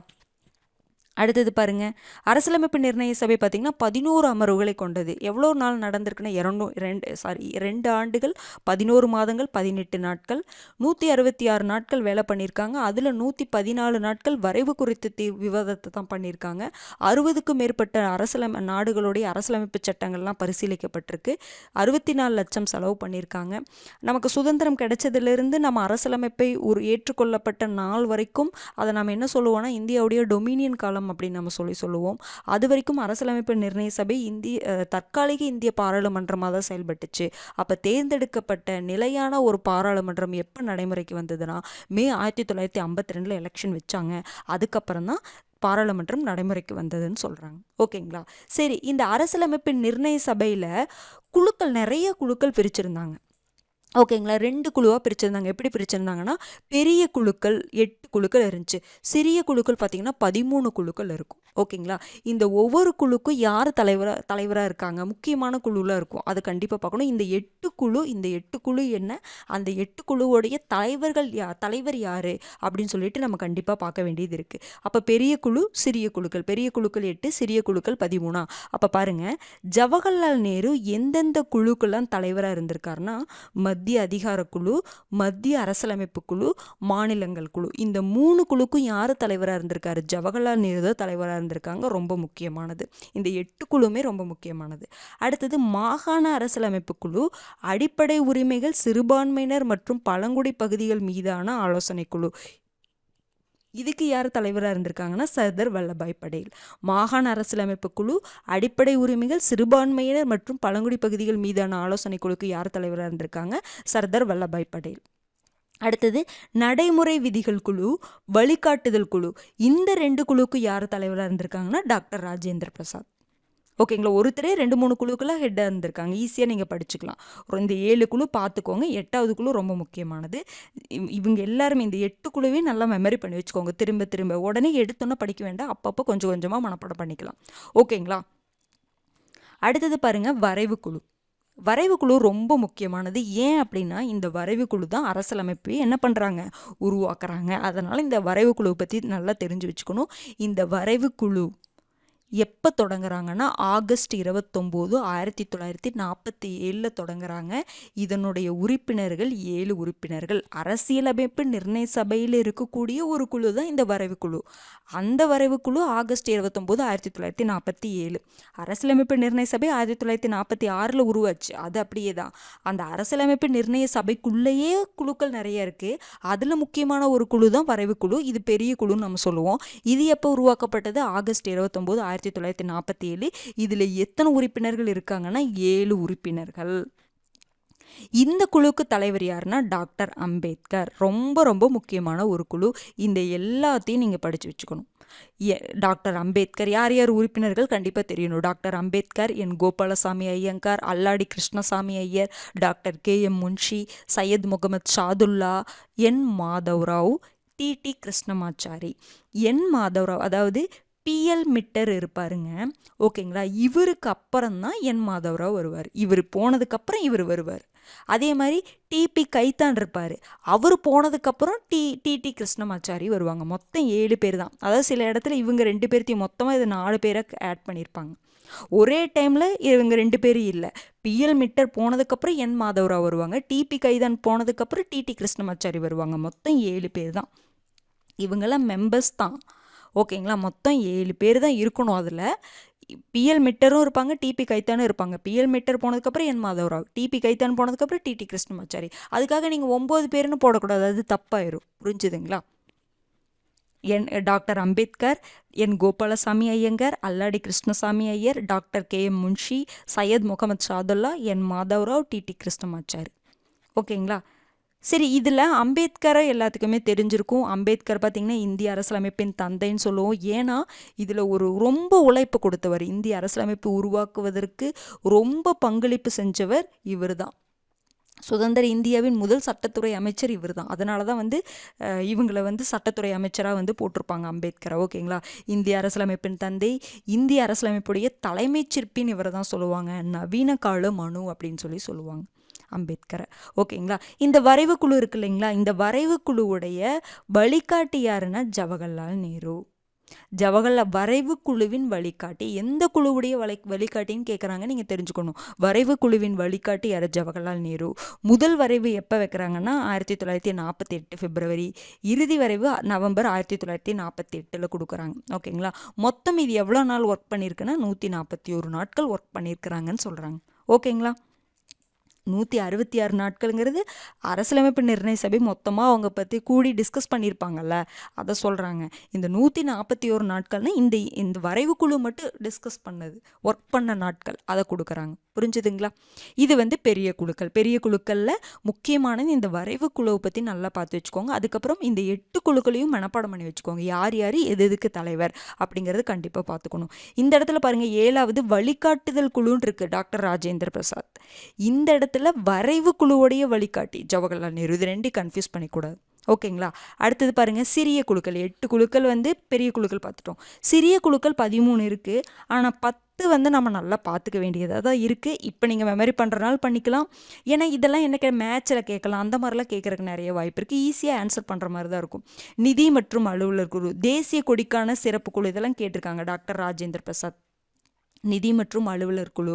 அடுத்து பார்த்திங்கன்னா வரைவு அரசியலமைப்பை ஆராயும் சிறப்பு குழு. பார்த்திங்கன்னா நம்ம பார்த்தோம்ல வரைவு வழிகாட்டி குழு, அதேமாரி இதுலேயும் வராரு பாருங்கள். வரைவு அரசியலமைப்பை ஆராயும் சிறப்பு குழு ஜவஹர்லால் நேரு தான் ஹெட்டு. அரசியலமைப்பு நிர்ணய சபை பணிகள் குழு பார்த்திங்கன்னா ஜிவி மௌலாங்கர். அவைக்குழு தலைமை ஆளுநர் மாகாணங்களுக்கான குழு பட்டாபி சீதாராமையா. அலுவலக விதிகள் குழு டாக்டர் KM முன்ஷி. அடுத்தது மொழிவாரி மாகாணங்கள் குழு SK தார் கமிஷன்லாம் நம்ம பார்ப்போம் பின்னாடி. SK தார் மொழிவாரி மாகாணங்கள் குழு. தரநிலை குழு பார்த்திங்கன்னா அல்லாடி கிருஷ்ணசாமி ஐயர். அரசியலமைப்பு சட்ட நிதி குழு பார்த்திங்கன்னா நளினி ரஞ்சன் சர்க்கார். சரி, அப்போ இப்போவே நான் இதை மனப்பாடம் பண்ணட்டுமான்னு கேட்டால் நீங்கள் என்ன பண்ணுங்கன்னா ஃபஸ்ட்டு இந்த பெரிய குழுக்களில் முதல்ல கவனம் செலுத்துங்க. ஓகேங்களா? இப்போ எடுத்துடனே இந்த பெரிய குழுக்களையும் நான் எல்லாத்தையும் மனப்பாடம் பண்ணணுமானா வேண்டாம், கொஞ்சம் கொஞ்சமாக படிங்க, ஒன்றா படிங்க. ஓகேங்களா? அப்பப்போ நீங்கள் பாலிட்டி அங்கங்கே பார்க்கும்பொழுது சும்மா இதை மனப்பாடம் கூட பண்ண வேண்டாம். நீங்கள் ரிவைஸ் பண்ணும்பொழுது என்ன பண்ணுங்கன்னா, இப்போது இந்த டாபிக் முடிச்சதுக்கப்புறம் அடுத்த டாபிக் படிக்கும்பொழுது இது ரிவைஸ் பண்ணுவீங்கல்ல, ரிவைஸ் பண்ணும்பொழுது இது லைட்டாக யாரோ ஒருத்தர் மட்டும் பார்த்துக்கோங்க. ஜவஹர்லால் நேரு எதுக்கு தலைவராக இருக்கார்.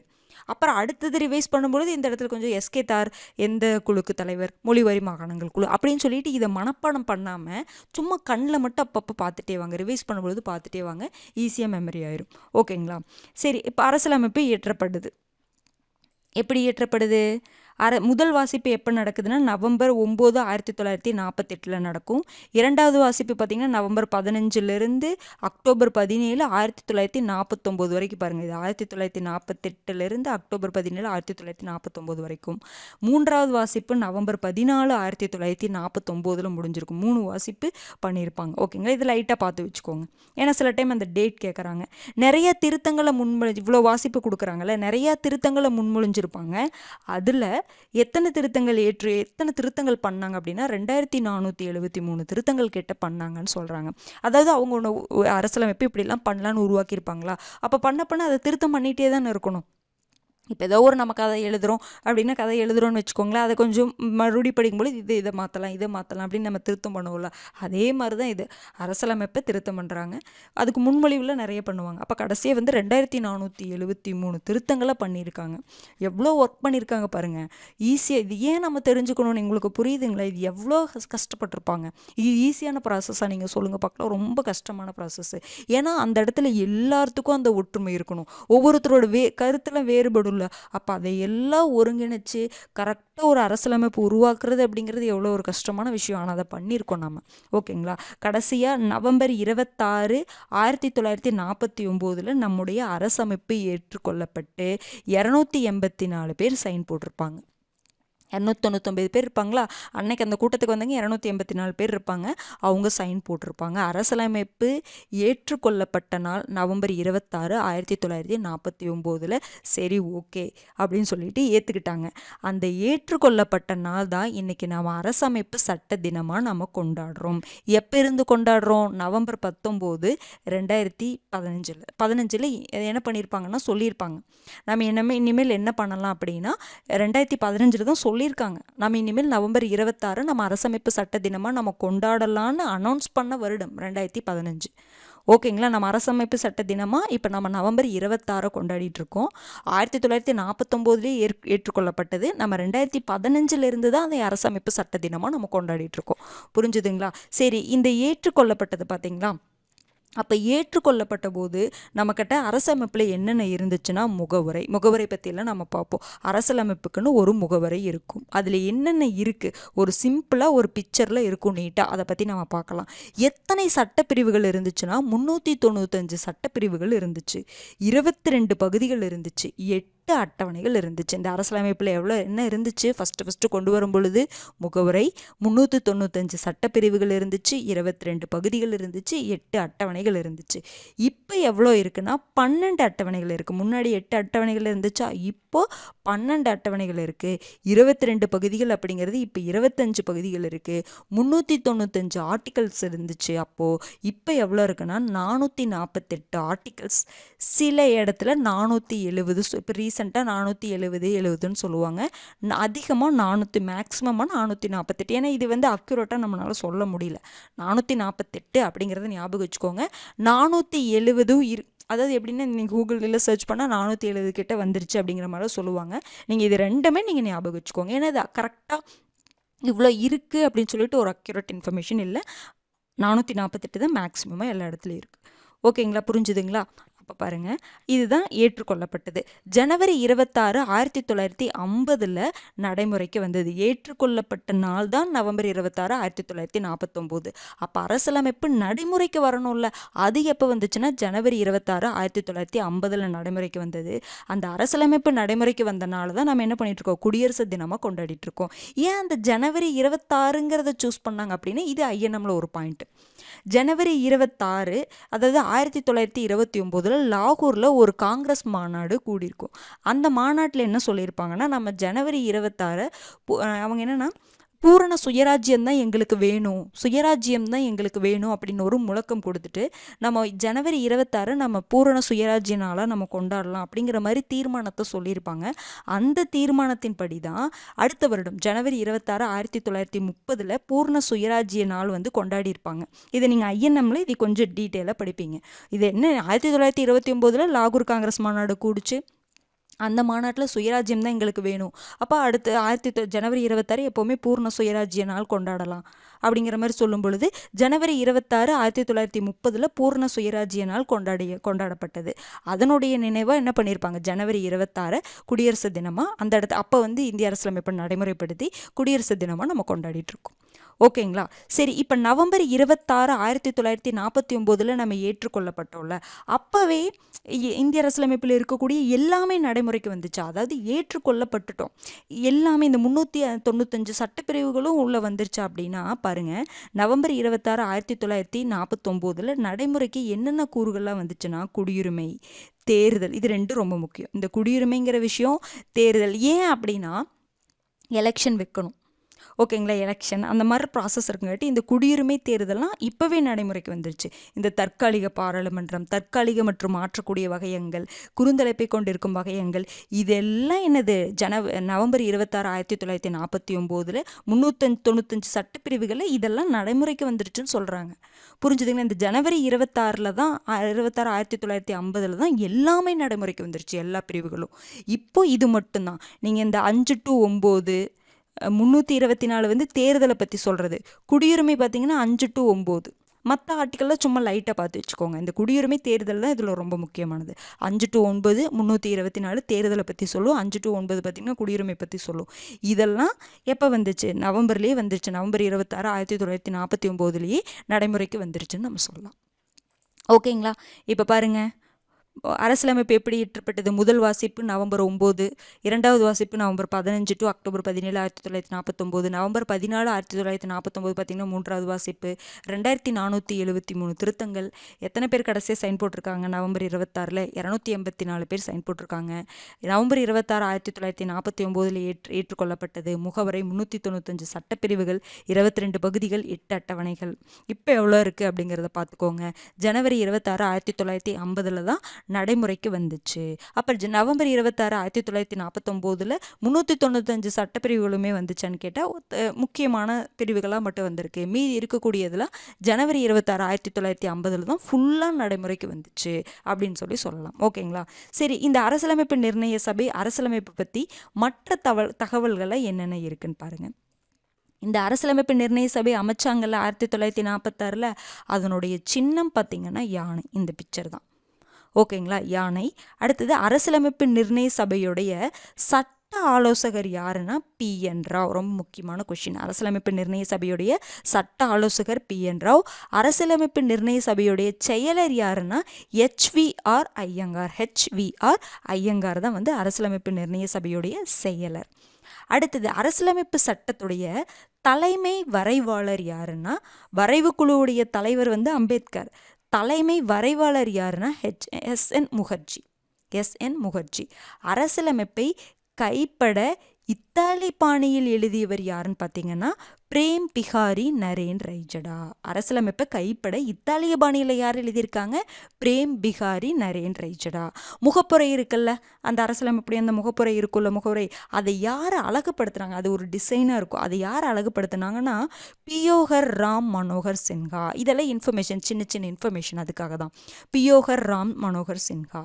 அடுத்தது அரசியலமைப்பு நிர்ணய சட்டத்தின் உண்மை பிரதியினை அலங்கரித்து அரசியலமைப்பு சட்டம், நிர்ணய சட்டம் இல்லை, அரசியலமைப்பு சட்டத்தின் உண்மை பிரதியினை அலங்கரித்து அழகுறச் செய்தவர் யாருன்னு பார்த்தீங்கன்னா சாந்தி நிகேதன் அமைப்பைச் சேர்ந்த நந்தலால் போஸ் மற்றும் பியோகர் ராம் மனோகர் சின்ஹா. அவங்க தான் அலங்கரிச்சிருக்காங்க. அந்த சட்டத்துடைய உண்மை பிரதிநிதியை அலங்கரித்தவர்கள் இவங்க.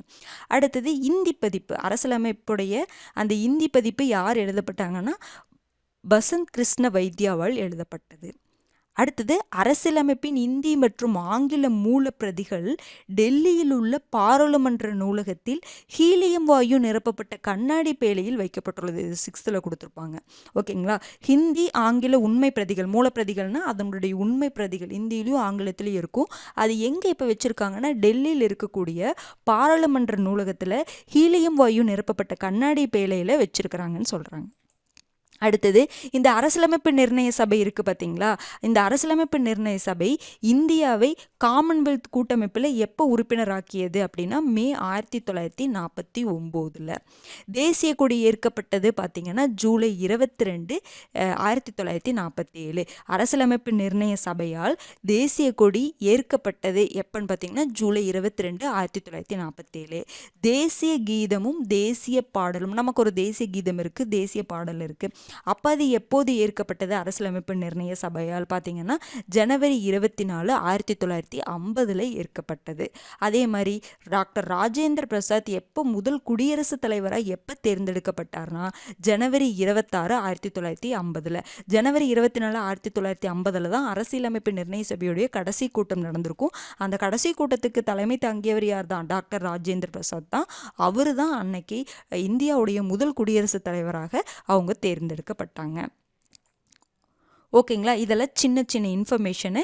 அரசியலமைப்பு நிர்ணய சபையுடைய சின்னம் யானை, அரசியலமைப்பு நிர்ணய சபையின் சட்ட ஆலோசகர் PN ராவ், செயலர் பார்த்தீங்கன்னா SVR ஐயங்கர், அரசியலமைப்பு சட்ட தலைமை வரைவாளர் பார்த்தீங்கன்னா SN முகர்ஜி, அரசியலமைப்பை கைப்பட இத்தாலி பாணியில் எழுதியவர் யாருன்னு பார்த்தீங்கன்னா பிரேம் பிகாரி நரேன் ரைஜடா, முகப்புரையை அழகுபடுத்தியவர் பியோகர் ராம் மனோகர் சின்ஹா, அரசியலமைப்பு நிர்ணய சட்டத்தின் அந்த உண்மை பிரதியினை அலங்கரித்து அழகுறச் செய்தவர் பார்த்தீங்கன்னா நந்தலால் போஸும் பியோகர் ராம் மனோகர் சின்ஹாவும், பசந்த் கிருஷ்ண வைத்யாவால் இந்தி பதிப்பு எழுதப்பட்டது.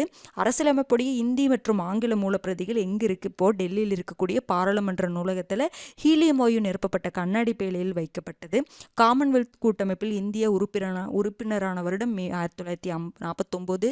தேசிய கொடி அரசமைப்பு நிர்ணய சபையால் ஜூலை 22, 1947 ஏற்கப்பட்டது, அங்கீகரிக்கப்பட்டதுன்னு சொல்லலாம்.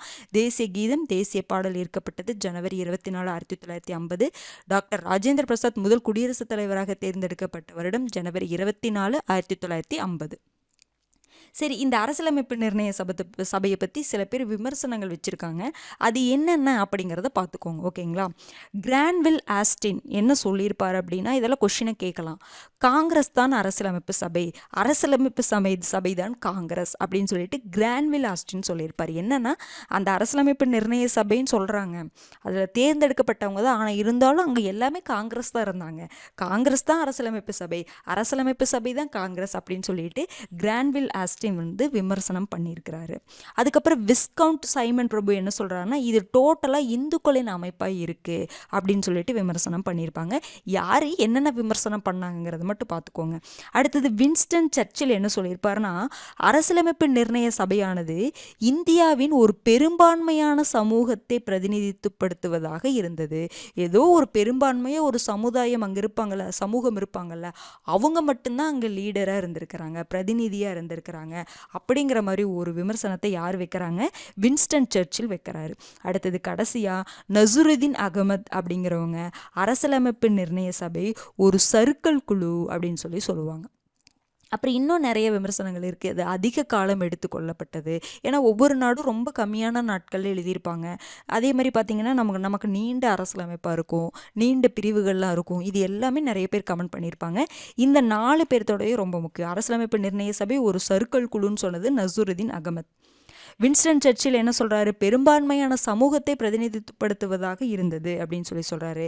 விஸ்கன் சைமன் பிரபு வந்து இது இந்துக்களுடைய அமைப்புன்னு சொல்கிறாரு. கிரான்வில் ஆஸ்டின் என்ன சொல்கிறாரு, காங்கிரஸ் தான் அரசியலமைப்பு சபை, அரசியலமைப்பு சபை தான் காங்கிரஸ் அப்படின்னு சொல்கிறாங்க. ஓகேங்களா. அப்போ இந்த அரசியலமைப்பு நிர்ணய சபையில் அவ்வளோதான் முக்கியமான இன்ஃபர்மேஷன்ஸ். இது எல்லாமே பார்த்துட்டோம். இது அதிகமாக புக்கில் இல்லைங்க, அதனால தான் உங்களுக்கு டீட்டெயிலாக எல்லாமே நான் சொல்லிட்டேன். ஏன்னா சில விஷயம் இதெல்லாம் கேட்குறாங்க வெளியிலேருந்து. இப்போ குரூப் 1லாம் பார்த்தீங்கன்னா இந்த மாதிரி சின்ன சின்ன இன்ஃபர்மேஷன் வெளியிலேருந்து கேட்குறாங்க. எப்படி சொல்கிறது, சின்ன இன்ஃபர்மேஷனும் இல்லாமல் முக்கியமாக அந்த வரலாறு நமக்கு தெரியணும்ல, எப்படி உருவாச்சு அப்படிங்கிற ஒரு, ஏன்னா இதையும் நீங்கள் ஐஎன்எம்ஐ ரிலேட் பண்ணி படிக்கிறதுக்கு உங்களுக்கு இது தெரிஞ்சுக்கிட்டால் ஈஸியாக இருக்கும். ஓகேங்களா. அரசியலமைப்பு பாலிட்டியில் இந்த கொஷின்ஸ்லாம் கேட்குறாங்க. ஆனால் இதையும் நீங்கள் ஐஎன்எம்ஐயும் ரிலேட் பண்ணி படிச்சிட்டிங்கன்னா உங்களுக்கு வரக்கூடிய விஷயங்கள் நல்லாவே புரிய ஆரம்பிக்கும். நீங்கள் இதை படிச்சுட்டு ஐஎன்எம் படிங்களே, குறிக்கோள் தீர்மானம் அங்கே வரும், அப்போ அது நல்லாவே புரியும். பூர்ண சுயராஜ்யனால் அங்கே வரும், அதை பற்றி நீங்கள் படிப்பீங்க. அதெல்லாம் இன்னும் ஏன் வந்து நம்ம ஒவ்வொரு விஷயத்துக்காக நம்ம போராடணும் அப்படிங்கிறது ஐஎன்எம் படிக்கும் பொழுதோ இல்லை வரலாறு படிக்கும் பொழுது நமக்கு நல்லாவே புரிய ஆரம்பிக்கும். அதனால தான் இதை வந்து நான் ஃபுல்லாகவே டீட்டெயிலாகவே நான் சொல்லிட்டேன். ஓகேங்களா. நல்லா படிச்சுக்கோங்க. படிச்சுட்டு அதே மாதிரியே என்ன பண்ணுங்க, படிச்சுட்டு நோட்ஸ் எடுத்துகிட்டு வீடியோ பார்க்க நோட்ஸ் எடுங்க. நான் பொறுமையாக தான் சொல்கிறேன். ஓகேங்களா, பொறுமையாக தான் சொல்கிறேன்.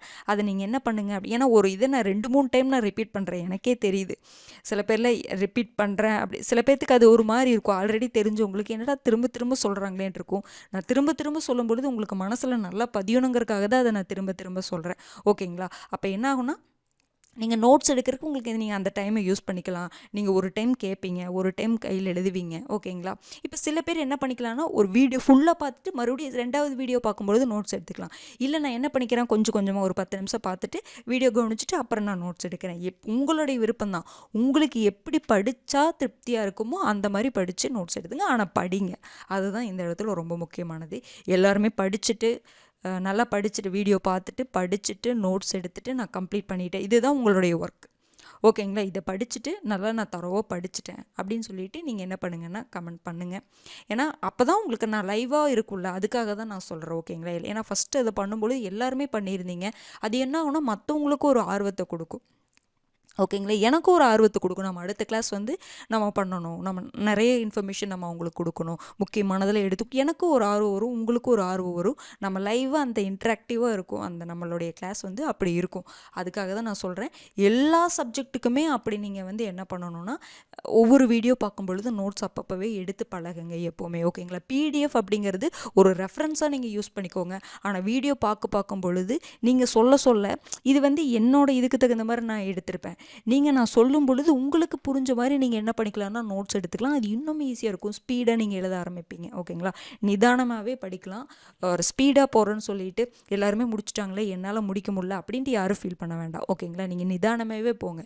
Slow and steady wins the race அப்படிங்கிற மாதிரி. ஓகேங்களா. நிதானமாகவே போங்க, அவசரம் இல்லாமல் போங்க. வேகமாக படிச்சுட்டு வேகமாக போய் எதுவுமே படிக்காமல் போகிறக்கு நம்ம மெதுவாக போகலாம். ஒரு டாபிக் முடித்த திருப்தி நமக்கு ஒரு இது முடிக்கும் பொழுது அந்த திருப்தி இருக்கணும். அந்த திருப்தி இருந்துச்சுன்னா அடுத்த டாபிக் போகுங்க. அப்படி சிலதெல்லாம் பார்த்தீங்கன்னா சிலதெல்லாம் மெமரி ஆகாமல் இருக்கும். அதெல்லாம் நீங்கள் ரிவைஸ் பண்ணும்பொழுது நம்ம படிச்சுக்கலாம். அதாவது ஒரு டாபிக்னா எல்லாம் டாப் டு பாட்டம் நான் எல்லாமே சொல்லணுங்கிறது இல்லாமல் சிலதெல்லாம் மறந்து தான் போகும் ஃபேக்டெல்லாம். அதை நம்ம என்ன பண்ணிக்கலாம், நான் சொன்ன பார்த்தீங்களா, ரிவைஸ் பண்ணும்பொழுது அதில் திரும்ப திரும்ப நம்ம பார்த்துட்டே இருக்கும்பொழுது நமக்கே ஆட்டோமேட்டிக்காக ஞாபகம் வந்துடும். எல்லாருமே பாலிட்டிக்கு எல்லா சப்ஜெக்ட்டுமே தனியாக நோட் போட்டிருப்பீங்கன்னு நினைக்கிறேன். இதை முடிச்சுட்டு என்ன பண்ணணும், இதையும் படிச்சுட்டு போன டாப்பிக்கும் நீங்கள் ரிவைஸ் பண்ணிடணும். இதுதான் உங்களுடைய ஒர்க். ஓகேங்களா. 2 நாள் 3 நாள் டைம் ஆனாலும் பரவாயில்ல, கண்டிப்பாக அதை ப்ராப்பராக முடிச்சிருங்க. ஓகேங்களா. All the best. நல்லா பண்ணுங்க. ஓகேங்களா. இந்த ஆர்வம் கடைசி வரைக்கும் உங்களுக்கு இருக்கணும். ஓகேங்களா. நான் அதை தான் நான் எதிர்பார்க்குறேன். அந்த உழைப்பை கொடுத்துட்டே வாங்க, உங்களுக்கு ரிசல்ட்டு நல்லா வரும். நீங்கள் ரிசல்ட்டை பற்றி யோசிக்க வேணாம். ஓகேங்களா. இப்போ நீங்கள் உழைப்பை கொடுக்கணும். இன்னைக்கா இந்த வீடியோ பார்க்குறேன், இதுதான் இன்றைக்கி என்னோடய வேலை. நீங்கள் அன்றைக்கி நம்ம படிக்கும் பொழுது இந்த கொஷின் அங்கே எக்ஸாமில் கேட்பாங்களா அப்படின்லாம் நீங்கள் அதெல்லாம் யோசிக்காதீங்க. அப்போ தான் என்னாங்கன்னா பயம் வரும். ஐயோ இது மனப்பாடமாக ஆக மாட்டேங்குது அப்படின்னு சொல்லி பயம் வரும். நீங்கள் அதை பற்றி யோசிக்காமல் இன்றைக்கி என்னுடைய ஒர்க் என்ன, நான் இந்த வீடியோ பார்க்கணும், நோட்ஸ் எடுக்கணும், இப்போ எனக்கு 10 நிமிஷம் தான் கிடைக்குது, நான் 10 நிமிஷத்தில் என்ன இந்த வீடியோவில் பார்க்க முடியுமோ அதை நான் பார்க்குறேன், இல்லை வேறு ஏதாவது படிக்கணுமா நான் அதை படிக்கிறேன் அப்படிங்கிற ஒரு தாட்டோடு நீங்கள் என்ன பண்ணுங்கன்னா போங்க. கடைசி வரைக்கும் இந்த ஆர்வத்தோடு ஃபாலோ பண்ணுங்கள். ஓகேங்களா? அனைவருக்கும் நன்றி. அடுத்த வீடியோவில் சந்திக்கலாம்.